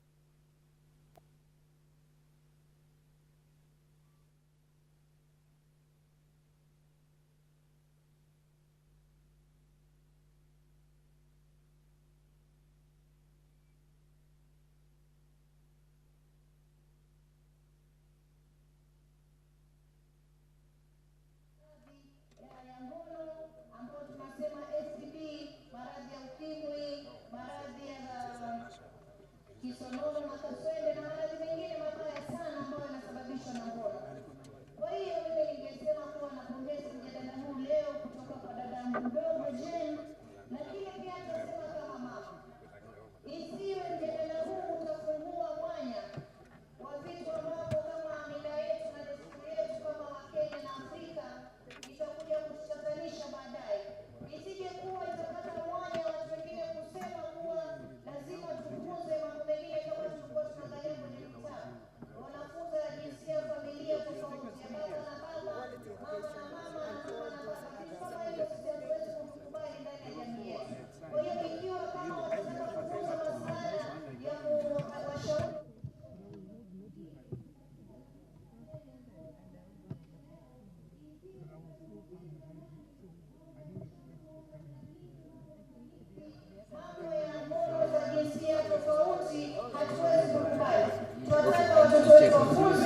kufuatana na maadili ambayo dini yetu imetufunza, ambao culture zetu au utamaduni wetu umetufunza sisi. Mheshimiwa Spika, wakati huu ni wakati mgumu sana katika mataifa. Ni wakati ambao tunaona sheria zinatungwa na mataifa mengi ya kigeni. Na mimi nataka kusema hili kwa sababu nimezunguka ndani ya Mombasa, gatuzi la Mombasa, mimi nikishauriana na watoto katika mashule. Na kitu ambao nilikuja kugundua, Mheshimiwa Spika, watoto wengi wameingilia mambo ya uchafu. Watoto wanafanya ngono, watoto wa kike kwa wa kike, watoto wa kiume kwa wa kiume. Kwa sababu kuna watu ambao wameingia katika taifa hili, na tunavyosikia wanafanya kampeni kubwa sana kuharibu watoto wetu. Na sisi tunaomba katika ile comprehensive education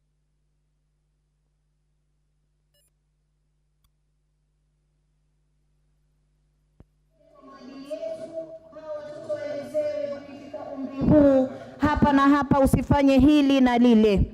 Hapa umefika umri huu, jaribu kufocus na masomo yako, usiingilie mambo ya ngono, itakuletea edha ujauzito, ukipata mimba, nyonga yako bado ni ndogo, ukienda kujifungua weza kukufa ama ukapoteza na mtoto. Ama weza ukapata maradhi ya ukimwi, maradhi ya ngono tofauti, ikawa umejaribia maisha yako. Tuwaelezee kuwa watoto wetu kuna ile heshima ambao ukikaa nayo kama mtoto wa kike, ukangoja wakati wako mwafaka, ukiwa umeolewa umepata mwenzako, ndio weza ukaingia katika mambo haya. Lazima tuelezee watoto wetu na wazazi kule nje. Mimi nazungumza na nyinyi kama mama ambaye pia ni mzazi.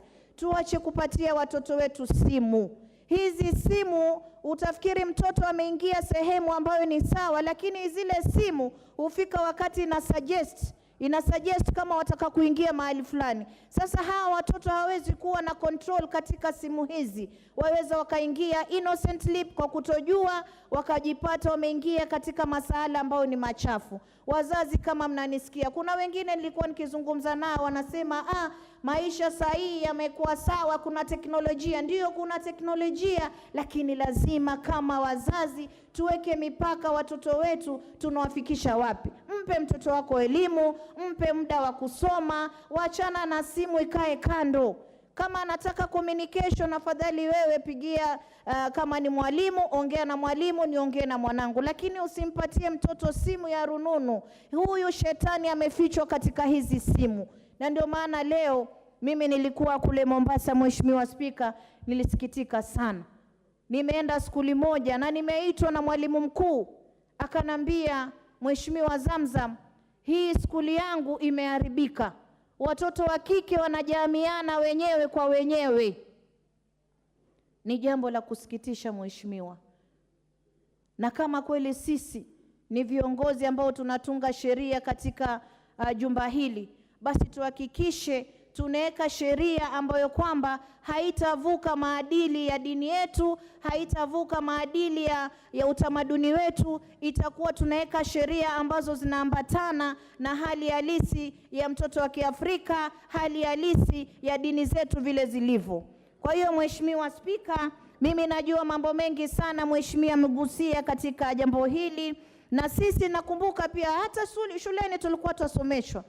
Sijui kama kuna mahali walimu wamezembea kidogo, waelezei kwa upana, lakini nakumbuka mimi nikiwa skuli, Mheshimiwa Spika, mwalimu wetu alikuwa anatuita na anatufunza wazi, anachora mpaka ule mchoro, anatuelezea ukifikia hii stage, ukiwa umevunja ungo, ukifanya hili na lile, mambo yatakuharibikia. Tulikuwa tuwafunza kwa uwazi. Sijui hapa katikati pamepotea kitu gani mpaka ije sasa tutunga sisi sheria ya kuweza kuweka hii elimu, wakati tayari iko katika elimu ya reproduction katika skuli.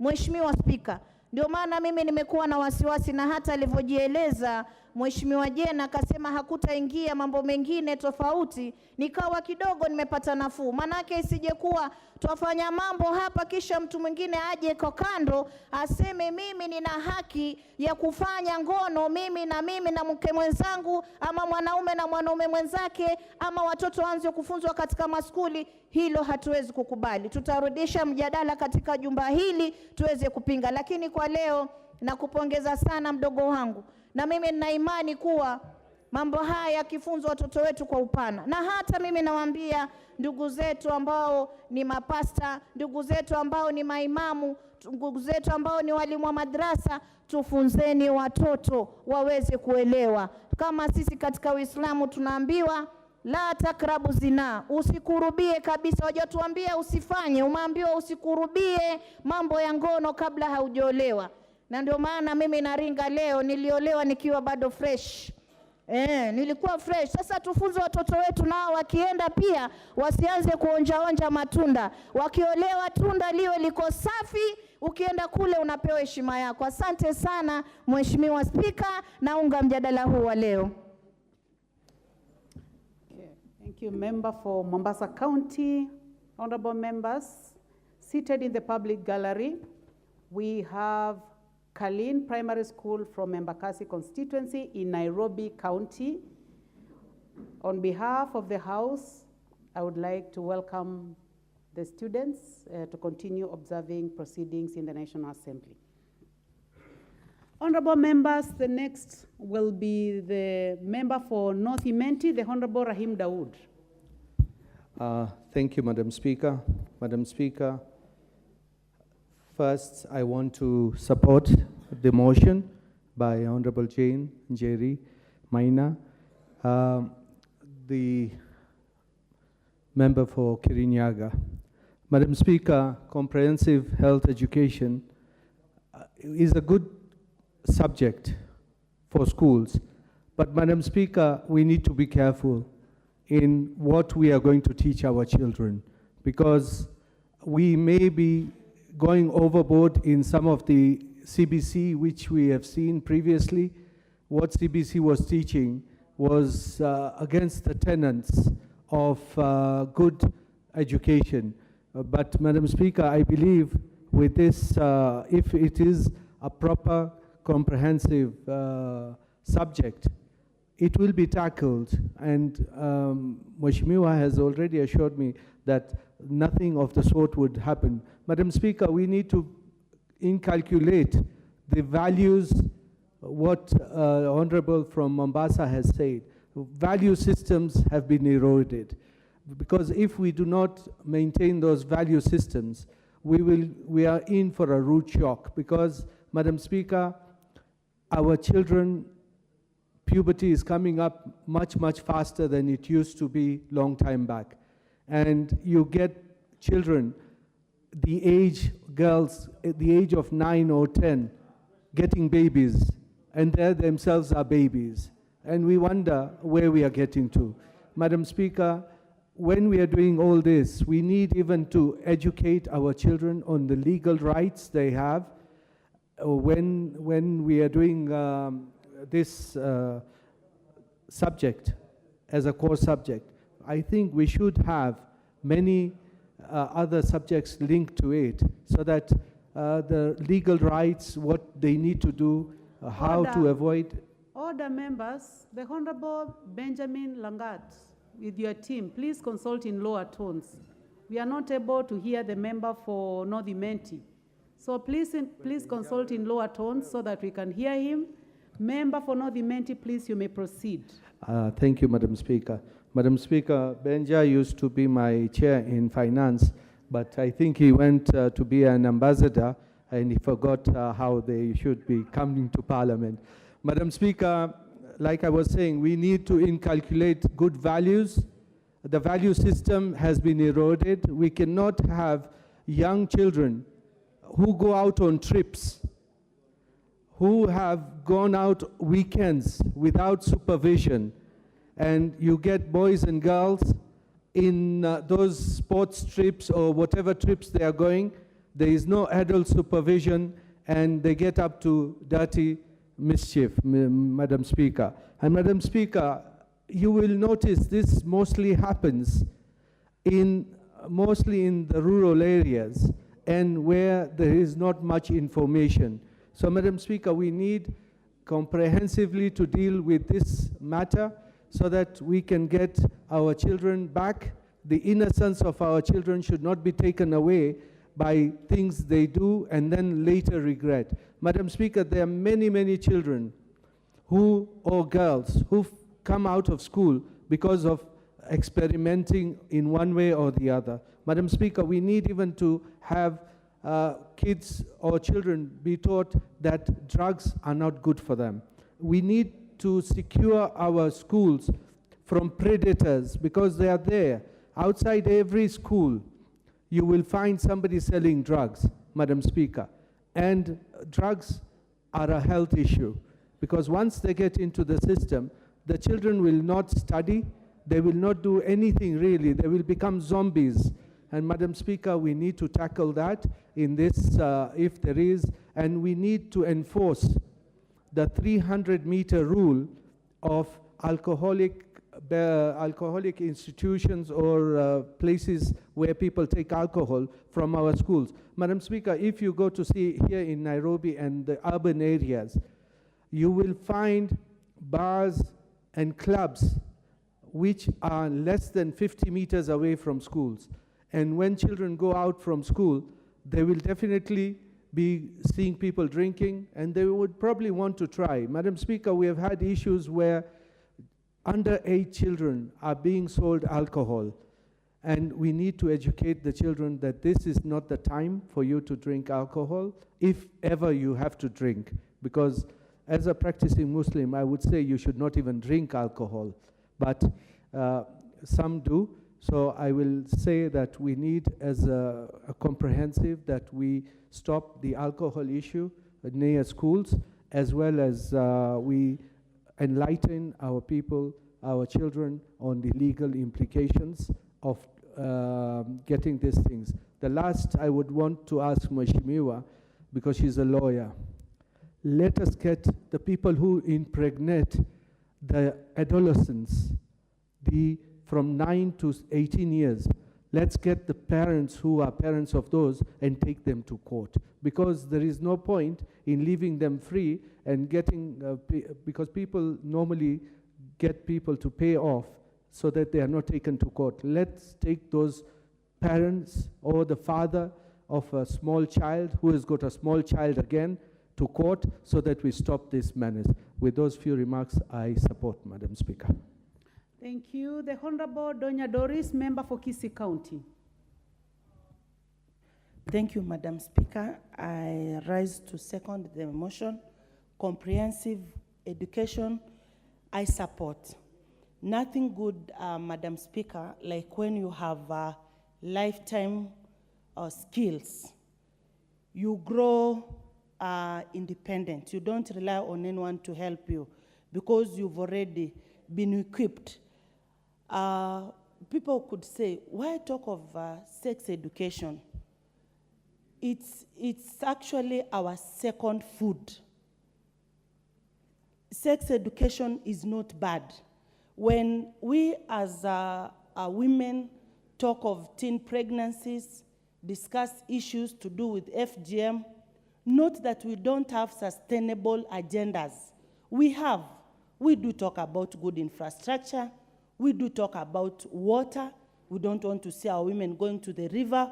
We do ask about good health facilities. But when it comes to sex education, people think women have no agenda other than to talk about sex. Let me affirm that sex is our second food. If it was not for it, Madam Speaker, none of us would be alive, not even the animals. So this is a very delicate matter. We need to educate our children. They need to know. I'm a journalist, practiced, worked for 13 years at Royal Media Services. Information is power. When our children learn of this, they value themselves. They appreciate love than when they don't know. How many church-going people, for example, will think that their children don't know about sex, but later they find out that their children are pregnant. Others will say when you teach children about sex, you are exposing them. We would rather have professionals doing that, offering the teachings, than our children learning through TikTok, because they already know. Go to Kisi Teaching and Referral Hospital, Madam Speaker. 60 to 65%, we have teen pregnancies. More of our young girls are having sex more than our mothers. They are practicing it more than us. So what don't they know? They don't have basic information of the merits and the demerits of engaging in early sex. When I was talking about FGM, Madam Speaker, someone said that, Donya, what's wrong with just cutting a small part? That is a man who is saying, what's wrong with just cutting a small part? Of course, you are talking because it's not your part, which has been cut or has been chopped off. So no one should talk on our behalf. We are saying FGM is bad. We are saying teen pregnancy is bad. And it's high time we have very punitive measures to the perpetrators. You go to one village, you impregnate a girl. It is normal. You go to another village, you impregnate a girl. It's like you are greeting. It's a morning salutation, and there's nothing that is happening. I went to the US, Madam Speaker. Children go to school, and they are taught of their rights as children. They are even told, when you see your parents behaving in this particular manner, report. Women arrive in the USA and they are given a whole booklet of their rights as women. What is wrong with our children being told of early sex? It is not wrong. Not that we don't have anything to discuss. After all, we've discussed that, let us have good roads. We are yet to see them. We've discussed, let us have good equipped hospitals. We are yet to have them. But this one is simple. Teachers always undergo continuous professional development studies. They can always learn these things, and they teach our children. Honorable Jane, I support you. Sex education is not bad. We read the Bible, the Muslims read the Quran. If there is something related as sex education book, you carry it along with you as we carry love and anything else. You know, love is portable, you carry it around. These books, they should carry with them. When our men go for safaris, we were trained by another professor. Not that you believe they are going to do it, but you just pack for them the tools for them to be safe. Wait until a lady carries those things. People will be like, this one is promiscuous. Why is she carrying these things? But when a man carries those things, yes, they are called the condoms, it is well with them. But you carry, and maybe you are removing your handkerchief, and they fall down, they will look at you and wonder, Donya, why are you carrying these things? So sex education, I repeat, and a comprehensive one, I support from Kisii County. Thank you very much, Madam Speaker. Thank you, Member for Kisii County. The Honorable Member for Nyamira County, the Honorable Momanyi.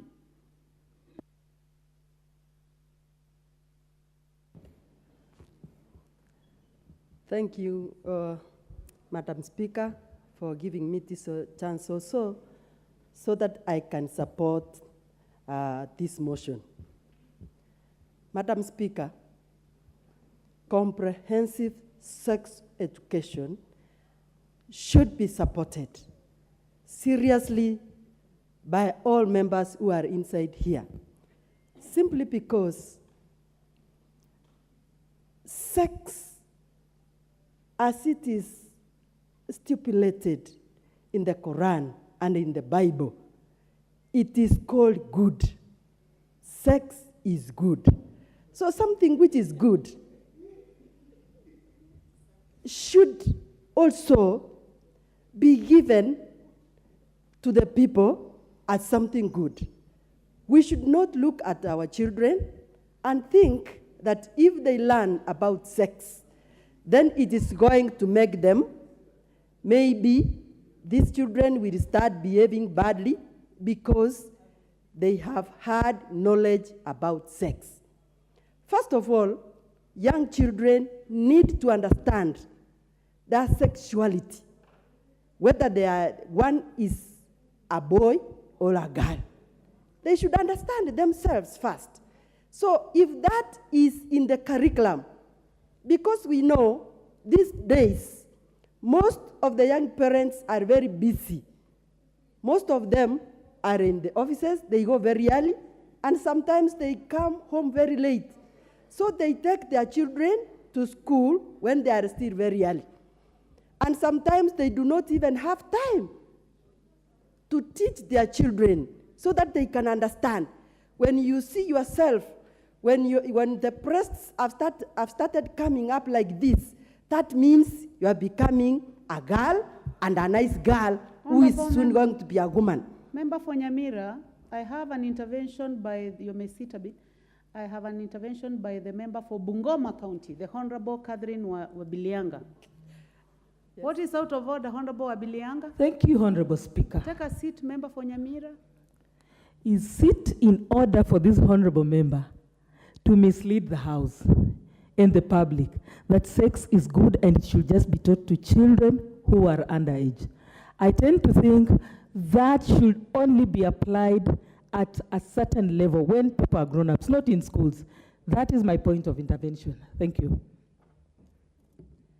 Madam Honorable member for Nyamira. Yes, Madam Speaker. This is a house of debate. You may clarify. Let the honorable member understand what the word sex means. It does not mean the act that the grown-ups practice or do. Sex means many things. The sexuality. For example, if you are a man, your sex is understood. If you are a woman, your sex is understood. So when we talk about sex, when we want it to be inculcated in the curriculum, we are not only going to teach children on how to practice that act. And that is what we do not want our children to start practicing when they are very young. You know, when we were growing up, we used to stay in our grandmother's houses, and they were teaching us several things regards to sex. As a woman, how are you growing up as a woman? And according to your sex, what things are you supposed to do? So when we talk about... so that I can put that to rest and you continue with your debate, is that I think she has clarified what she meant, and please proceed with the debate. Thank you, Madam Speaker. I want to support this motion, and I want to tell Mheshimiwa Chen, the women rep for Moranga, that, for Kirinyaga, that in schools, when the curriculums are developed, what they develop, sometimes they also look at the law, so that they do not develop something which is going to contravene what is legally accepted, and the norms, of course, of societies which are accepted. So as we support this, we want to urge you, within the bill which you have brought, at least look at anything which might be against certain religions, so that it is struck.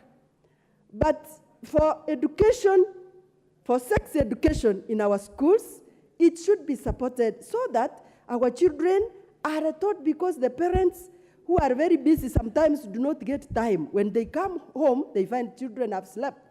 And very early, the children go to school, where they interact with teachers. So if the curriculum is developed, then it means our children are going to get the right education, which is going to make them grow understanding their sexuality and how they should behave as children and how to interact in terms of sex. So I support, and I also want to urge our people, our communities, that the values which used to exist, the values and the norms which are no longer being upheld, they should also be inculcated in the curriculum where sex education is going to be taught in our schools, so that as our children grow, they also know that I should respect myself. I should not indulge, even if I am seeing these things in TikTok, in Facebook, and in several other social media, I should not indulge myself until such a time which I was taught with my teacher while I was in school.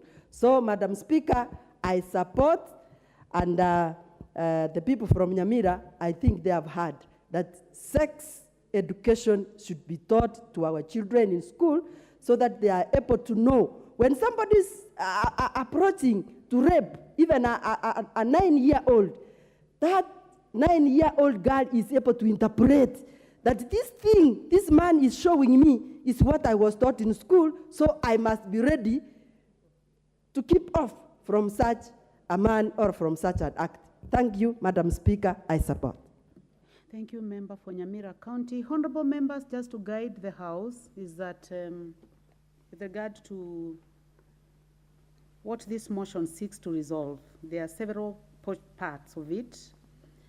That introduction of comprehensive health, wellness, and sex education in the curriculum as a core subject. So you may broaden your arguments beyond the matter that was being raised by the Honorable Wabilianga. Honorable members, I would like the next opportunity to go to the member for Narok North, the member for Narok North, Honorable Agnes Pereyo. Thank you, Madam Speaker, for giving me this opportunity. Though I was complaining because I came earlier and I inserted my card, it was blinking, but it's okay. Thank you for giving me this opportunity. And I want to thank Jane from Kirinyaga for bringing this motion. This is a very important motion because if we lose our children, then it means there shall not be a generation after us. And I want to support this comprehensive health education in our schools. And even if, because I see, like most of us who are of our generation want to live in denial, I think it is time that we agree that there is a lot that is happening in the social media. And if we will not take it up upon ourselves as parents, that is women, men, to make sure that we teach our children or we introduce what is on the social media to our parents, then I think we might end up losing our children. Because a parent is the #1 teacher of his own children. And he's a teacher or she's a teacher that the children trust. And when you discuss something with your children, they will live to remember. And I think it is time we bring all our churches on board, because there are churches that are against the teachings. And if we will not talk to our children, then it means that by the end of it all, we will lose our morals and we shall have no culture, and our children will rise to be against what we believe and what we want them to be. So, for me, I am not opposed to the comprehensive sexual teaching that we'll have to introduce in the schools, but I just want to urge the parents to take up their roles, men to boys, women to their daughters. And I'm afraid because there are some young parents who have never even had those lessons with their parents. So I don't know whether we'll have to introduce some talks in our FM radios by elderly women who can be talking openly on these issues that we think our children want to know. So to me, I think it is important to bring the churches on board, to bring the whole community on board, because there are issues that we need to discuss with our children. Because as we were growing up ourselves, we used to have our grandparents, whom we would all go to sit in their houses, and they take us through all these topics, not shying up. I just saw the member for Kisii almost not able to mention, she was talking of things. When you go talking to your children about what these things are, they will not end up knowing what these things are. A condom is something that you can mention. I mention a condom, I mention a vagina, I mention sex. All this because for a long time, I have been an educator on the effects of female genital mutilation. And there is no way you can go to the community discussing female genital mutilation without mentioning where they cut and why they think they cut and why you think it is wrong to keep cutting girls. It is wrong to cut a woman. It's not right. Because where you think you are cutting the tip part of it, you know the clitoris, because that is the part they remove, is a concentration of nerves. So by the time you cut the tip part of it, understand that already you will leave a clitoris that cannot play its role and it cannot function. So I think this is not anything that we women or men should be ashamed of, because these are parts that God created us with, and we need to protect them, and we need to make sure that our girls are not cut. We are not opposed to men cutting, but we are opposed to women cutting because the part they cut is a part that has its role. This is, which one is sweeter, though you are trying to interrupt me, but what I want to say, that God created a woman with a clitoris. And the clitoris Order member for Mwingi Yes. West. Can you allow the member for Kajiado North to focus on her debate? From please, you have just a few minutes, so please conclude. Thank you, Madam Chair, for protecting me. What I wanted to say is that we need to be open to our children and discuss these issues as they are, not calling them things, not calling them these things sex. Tell your child, now, when you grow, this is what you expect. I have a point of order by the Honorable Moses Kirima. Yes, Speaker, Madam Speaker. What is out of order? What is out of order is the clarity of the language, because we are not understanding what the member means when she talks of cut.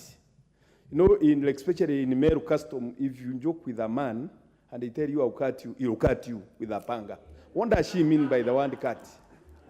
If it's in my community, you talk of cut, you'll be cut. Yes, and I'm not... Honorable Kirima Bishop, you cannot add a point of order. He's on a point of order, so I'll not accept another point of order. The member for Kajiado North has been clear and explicit. So please proceed and conclude your debate. Give her 2 minutes to conclude.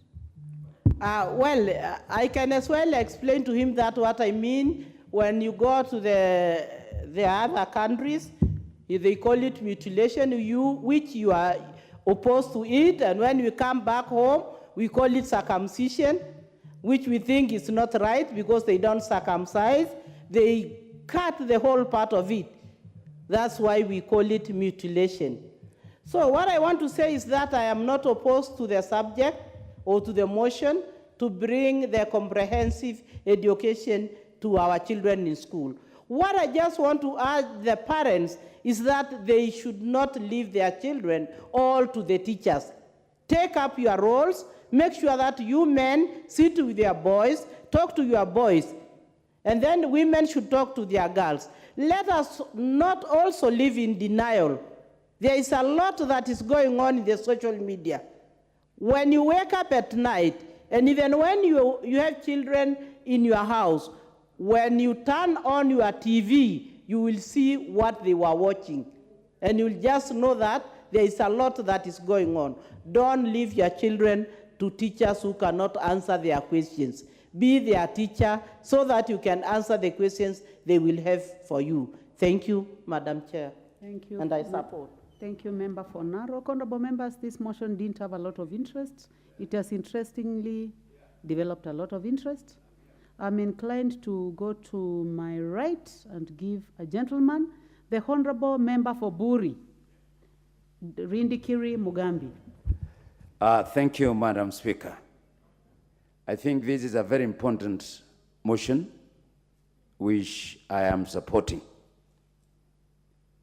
I will not dwell so much on the biological makeup of a man or a woman, but I will dwell on the responsibility of a man and a woman as he or she grows.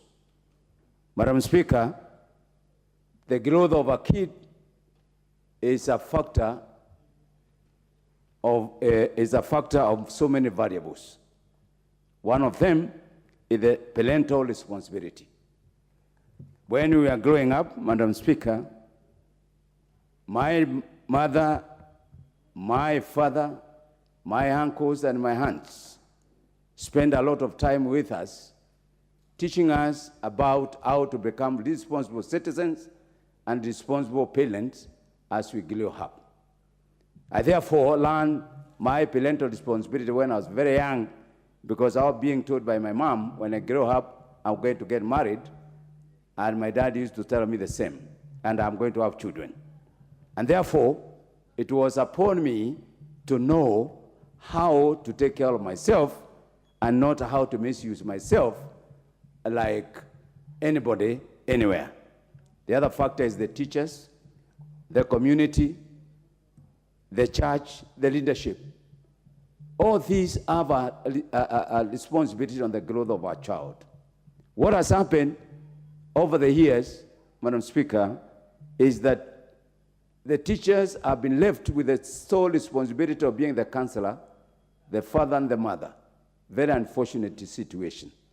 And what the Member of Parliament for Kirinyaga is trying to do is trying to make it more formal, that now the school curriculum takes over the responsibility of educating the kid. And that's the reason why you're finding so many members here getting a bit confused, because they don't know exactly what this means. What she's trying to do is to bring back what was lost and what was omitted in the curriculum. There is nothing wrong of teaching our children about growing up as a responsible citizen, and one of the growing up as a responsible citizen is to take care of our bodies. Madam Speaker, you will notice that there is a high level of pregnancies. Why does a 9-year kid get pregnant? First, it will show there is absence of the parent, absence of the community, absence of the community leadership, absence even of the churches. Because this kid is supposed to be guided right from the word go. But the first step is the parent. One of the things that has happened is that you go and find out the kids who are getting pregnant are from very poor families, from marginalized communities, from parents who have gone now to alcoholism and drugs. I know, Madam Speaker, I met somebody, and she said, it's an example from Kitui, and she said she met a family of a kid who got pregnant, and then she was asked, and she said, it's the mother who told me go and stop the buses, the truck drivers. So, we have abandoned our children.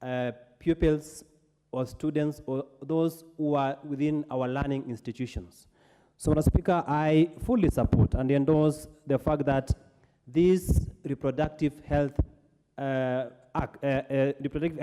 should be brought in our institutions, because we need to inculcate this as young as our children are. Madam Speaker, in this country, I have read widely, and there is a reproductive health policy that was passed in the year 2012. But, Madam Speaker, as you're aware that a policy is not self-executing. We need a proper, comprehensive, legal, and institutional framework so that this policy can be anchored in law.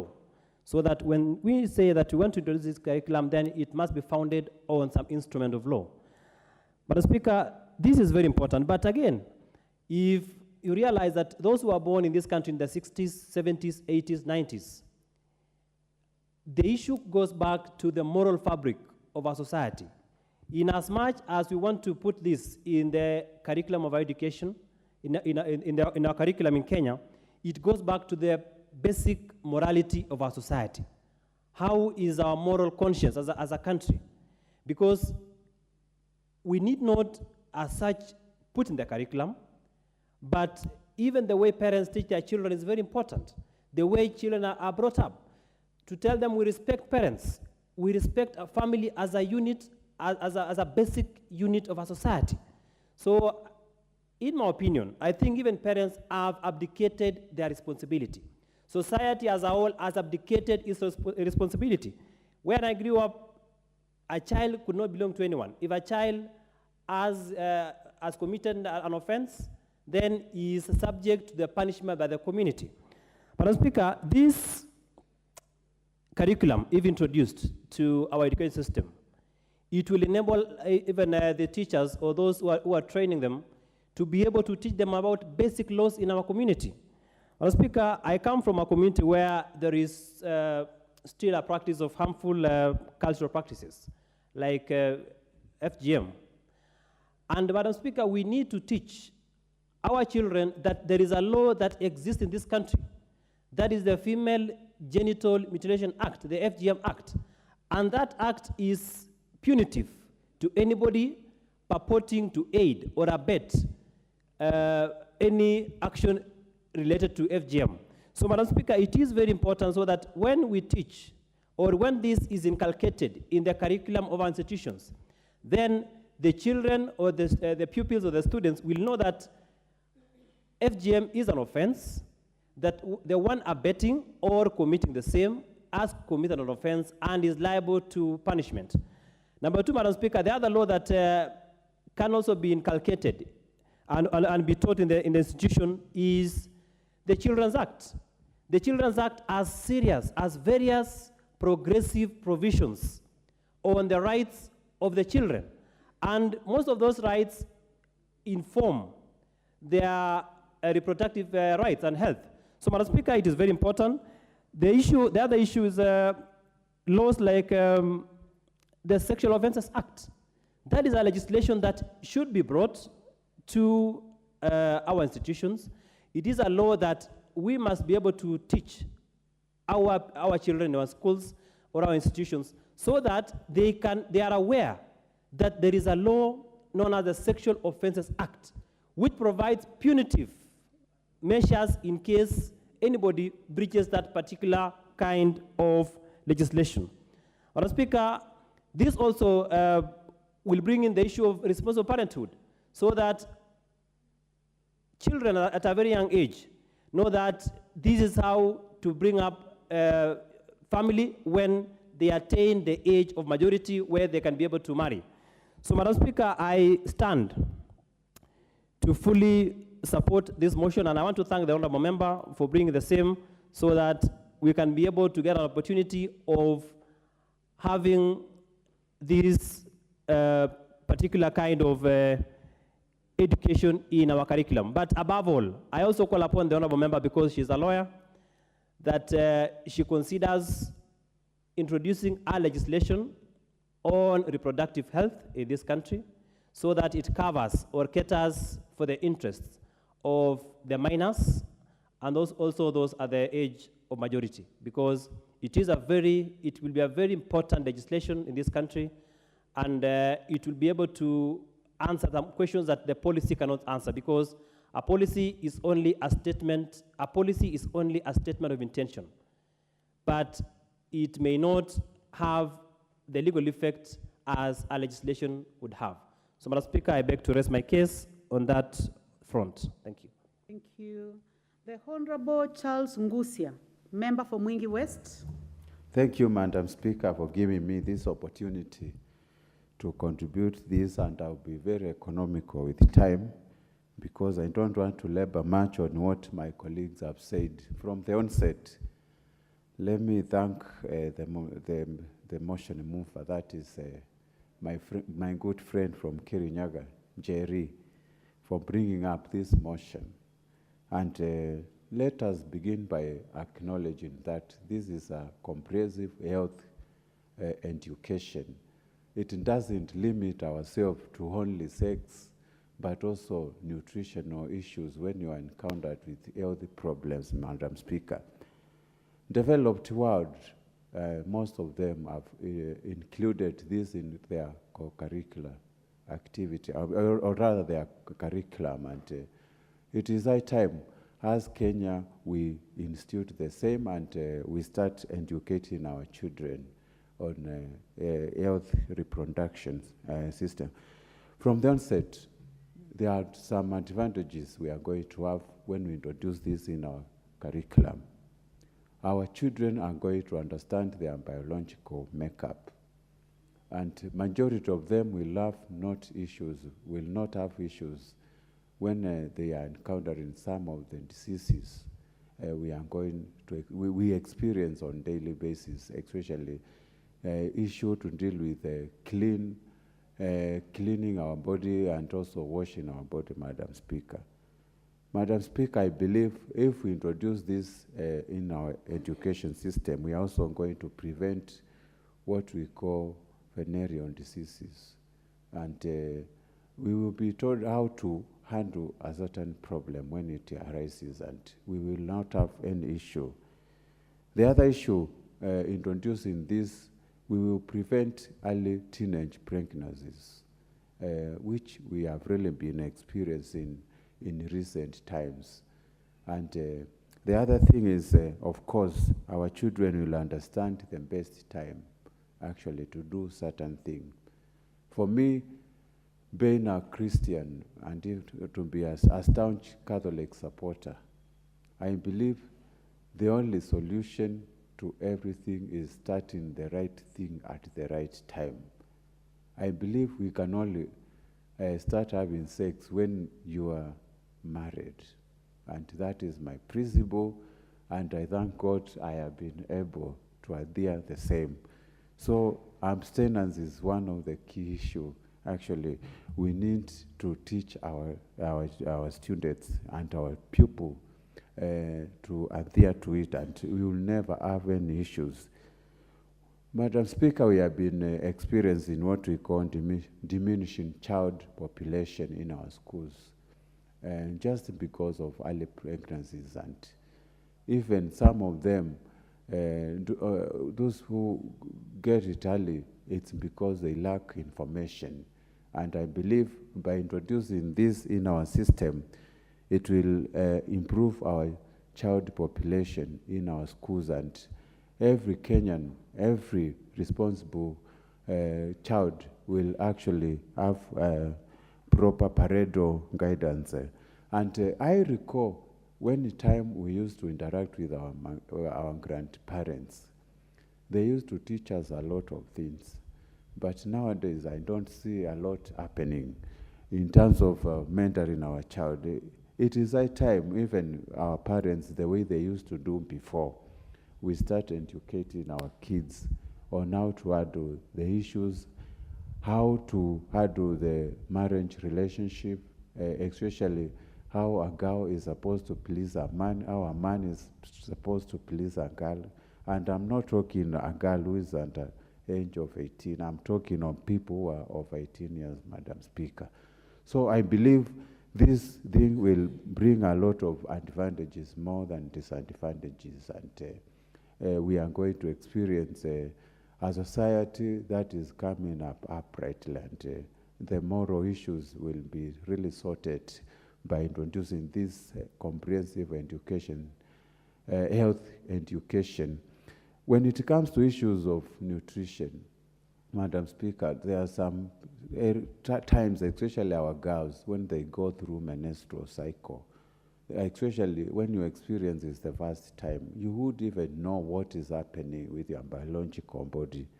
And by bringing this to the attention, a girl will not be able to actually be ashamed to discuss the thing with the parents or even with the friends or anybody, any health work. There are boys who have even come to my office and they suffer from venereal disease, but they feel ashamed to discussing about it. It is high time we tell them it is normal, but we need to seek health attention. So by educating our children on how to handle all these matters, I think we will have a healthy population, and our population will keep on increasing. And we will have a healthy society. Madam Speaker, with those few remarks, I support. Thank you. Thank you, Member for Mwingi West. The Honorable Catherine Wabilianga, Member for Bungoma County. Thank you, Honorable Speaker, for this chance, at least to contribute on this very important motion on comprehensive health education. On the onset, I want to congratulate the Honorable Gasheri for bringing it up. I come from the teaching background, and it's something that we have longed to have it encompassed in our curriculum for a long time. I'm actually a long-serving teacher for almost 20 years, and being a woman rep also, I encounter a lot of these cases that are caused because of lack of this comprehensive education. Who is this honorable member who is crossing from one side to the other? Order. Can you assist me to identify? Oh.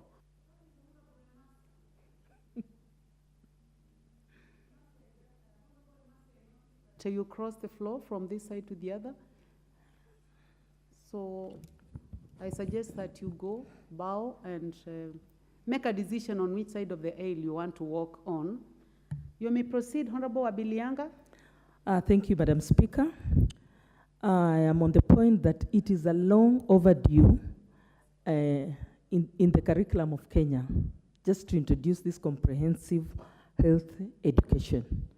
To our children, it's going to have a number of benefits.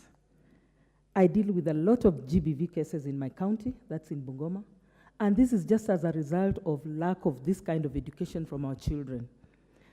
If we had this kind of education, we would prevent a lot of these, let's say, early childhood pregnancies, STIs that are just coming to our children when they don't know, and also inculcating them our cultural practices, which are long-serving. They have been there in community, but nobody talks about them to our children.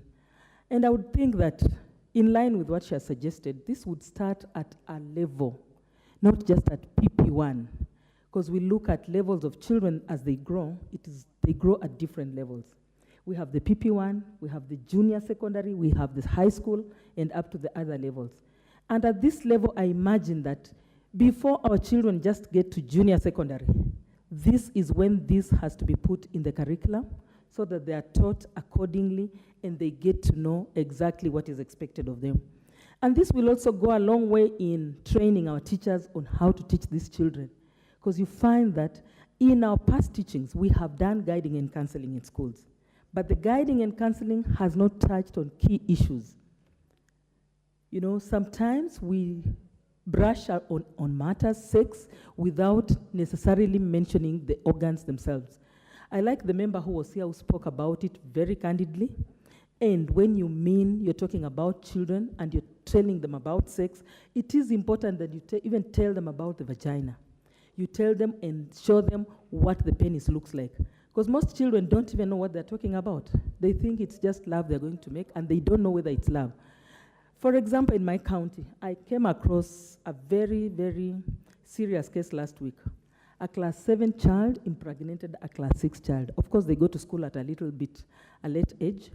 And then when this child got the baby, she did not know what to do with the baby.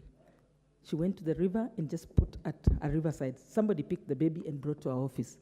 Those are some of the predicaments that we want to avoid whenever we have this kind of education being taught in our schools. Media will do a long way. Churches, elders, and even us ourselves as parents.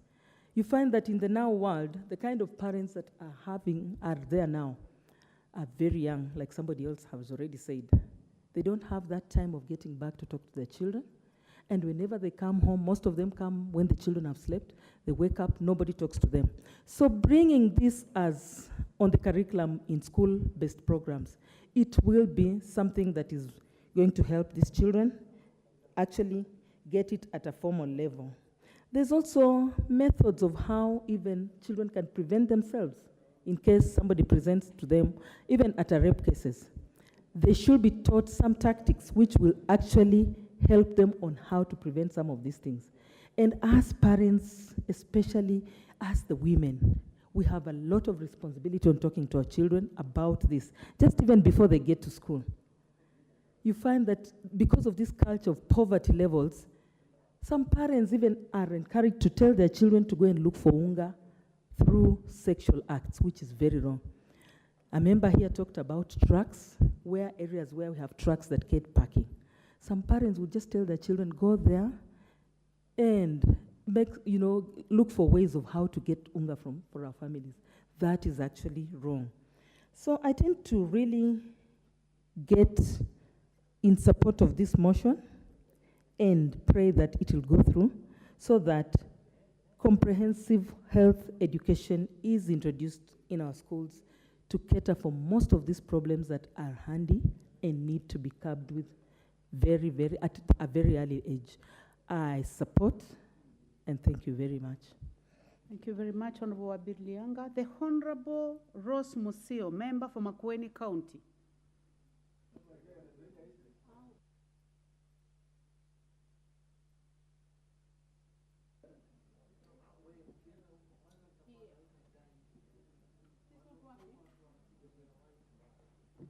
I know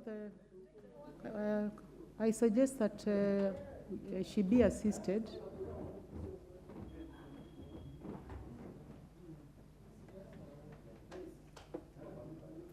Sergeant at Arms, please assist the Honorable Rose Museo.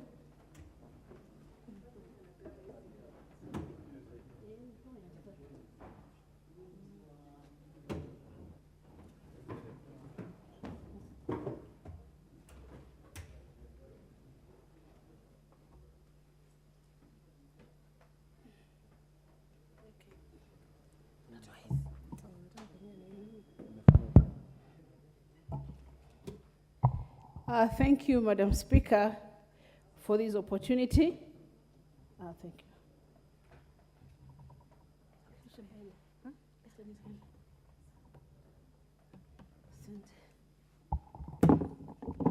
Thank you, Madam Speaker, for this opportunity. I wish to thank the county MP for Kirinyaga for bringing up this very important motion.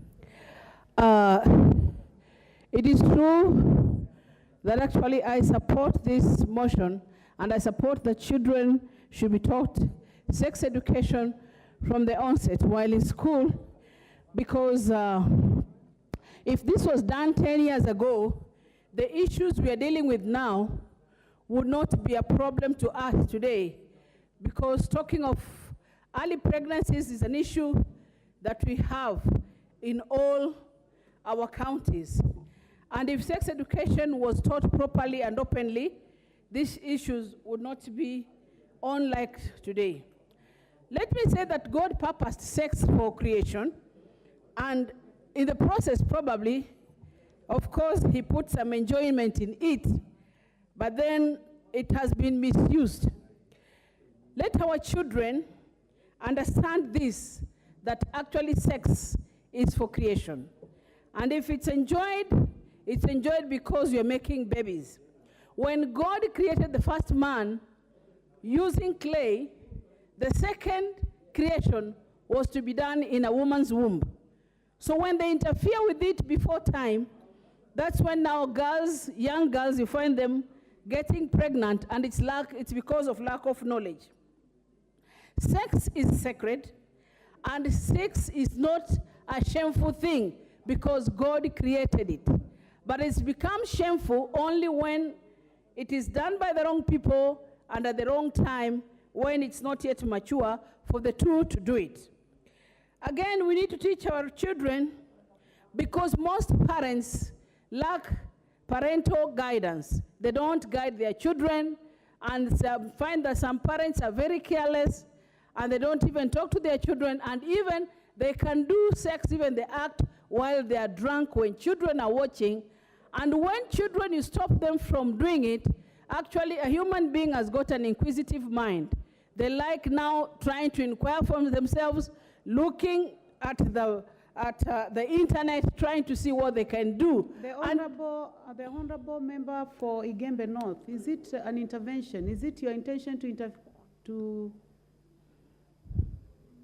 are you pressing for an intervention, or you would like to be noticed that you would like to speak? The member for Makueni Thank County, you. please proceed. Let us all take the responsibility of teaching our children, and also I actually supported that it should be from school. Even classes, even teachers themselves, you find that they fall victim, and also they fall in love with girls there, which is not proper. But our children should be taught sex education, why it is bad to have it before time, why it is bad to have it carelessly. You also find it in the internet, Madam Speaker, that you find a group talking about sex business, selling sex, that one is for them. I think such things should be stopped to be stopped to become in the public, because our children now look at it that actually they can go for sex as employment rather than creation. Another thing I say is that we need to control some things that are coming to our children. As the earlier member of parliament was saying, that we do not need to have, children don't need to have phones. Let them have those phones, but let us control what they are seeing by teaching them and telling them. Once they know that this is purpose for this thing, like the way that they know, we teach them how to go to the toilet, to stop using a potty, going to the toilet. If we can teach them how to use the toilet, we can teach them how to wash their clothes. We can also teach them how to wait until the right time for sex is there. This one will help us to help many, many girls, and because it's always the girls who is blamed. It is always the girl who remains to be blamed, because she is now the carrier of the burden. Because she's pregnant in school, she has to fall out of school, stay for 9 months, and other 1 year, probably 6 months, to look after the baby. Let us introduce this one, and I support it. Thank you so much, Honorable Jane, for bringing this very, very important motion at the right time. Thank you. Thank you very much, member for Makueni. The Honorable Moses Kerema, member for Central Imenti. Thank you, Madam Speaker. Mine is that I support this motion by the Member of Parliament for Kirinyaga as pertains to health education in schools. It's only that we must be cautious in one or the other, because health education, as it is, it may just be clamped, it may just be clamped to our young students, whom we know that they are not so much informed of what is supposed to be taking place. It's my humble prayer and request that before things are done in any form, let's have public participation from each and every community in Kenya, so that at least we cannot just drop things to our students who may be so innocent, and we make perverts, or those who like to hear the word sex, just to get an opportunity of how to get into them. we are so much aware that the world is changing in different forms, especially in Africa, whereby by the Western culture is just being dropped here, and we have activists who are being paid from Western countries to bring things which are not suitable to our communities. For if you go to Britain today, I understand that it's an introduction of early education and sexual education, which is teaching that there is no difference between students who are females and who are males. And if that kind of education is just brought here, it is going to mess us. Can we have public participation whereby we are going to have experts sitting down and bringing the kind of education which they know that is going to be beneficial to our students and to our young children as fathers and mothers? We cannot stand in court, in parliament and just say that sex is very good. Sex is food. No, it's not. There must be a system of a way we are going to teach a grade 1 student of how he should approach issues, because they are so young to be pumped with this idea of sex at a very early age. So we must be cautious to know that there is even a way that we should talk of when it comes to early production. We should have what we call natural sex teaching, because when you just leave them with the word sex, and there are those who come with an idea of what kind of any form of sex, then we will not be making any progress in our society. Not forgetting that we have various cultures in Kenya, whereby if you even travel on the road, you find that along the roads, there are those who are taking showers in the rivers without clothes, and even to expose their nakedness is not a taboo. But if you come to a society like mine, you never fight somebody naked because it's a taboo. And you see, when we talk of sex, even we are talking of sexuality and even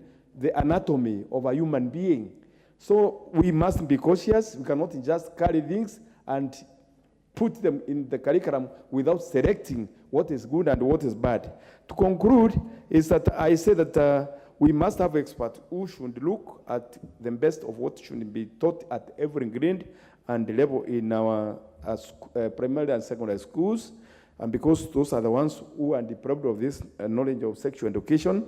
And at the same time, I support the motion with a few remarks of caution, because sexual education in some parts of the country may be not so positive, taken by the community. But if we tailor it to an extent that is going to benefit our children and not just for reproduction alone, it will be good. Because sex, especially in some communities, is taught at the initiative stage, or when a girl reaches a certain age. It's very, very, very, very bad to hear that sex is being carried, especially reproductive sex, is being carried out by children who are very young.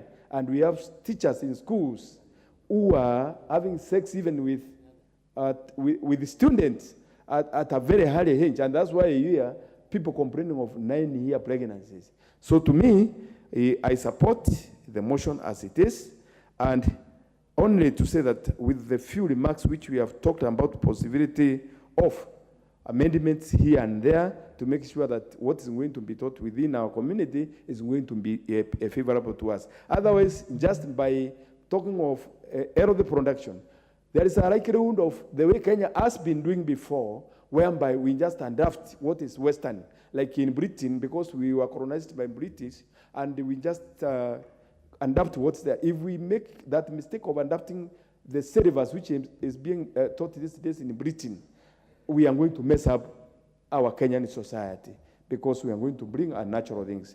Thank you, Madam Speaker. And if there is a minute remaining, I can donate it to my colleague, the member for Parliament for Igembe North, Mr. Taitumu. Thank you, Madam.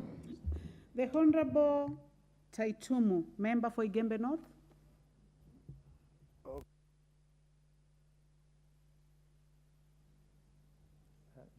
Mike? Oh. Thank you, Madam Speaker, for the opportunity. And I arise to support the motion on comprehensive early education. Madam Speaker, this is a very important motion owing to the fact that comprehensive early education is not about the sex education as per se. It is beyond, because this is an education geared or that focuses on priority behaviors that contribute to health and the safety and the well-being of the learners. Today, as you are aware, learners spend most of their time in schools more than the time that they spend with their parents at home. And in this regard, it is important that the learners are well equipped with the education that looks at their holistic health, emotional, psychological, social, and even nutritional health. This will go far away in helping the learners to realize their full potential in schools.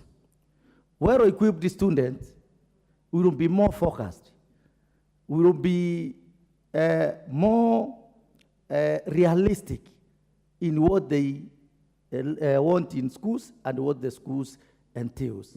Order, member for Igembe North. Honorable members, this motion has a balance of 15 minutes. The honorable member for Igembe North, you have a balance of 7 minutes when this motion will be scheduled again by the House Business Committee. Honorable members, and the time being 1 p.m., this House stands adjourned until today, Wednesday, 26th of July, 2023, 2:30 p.m.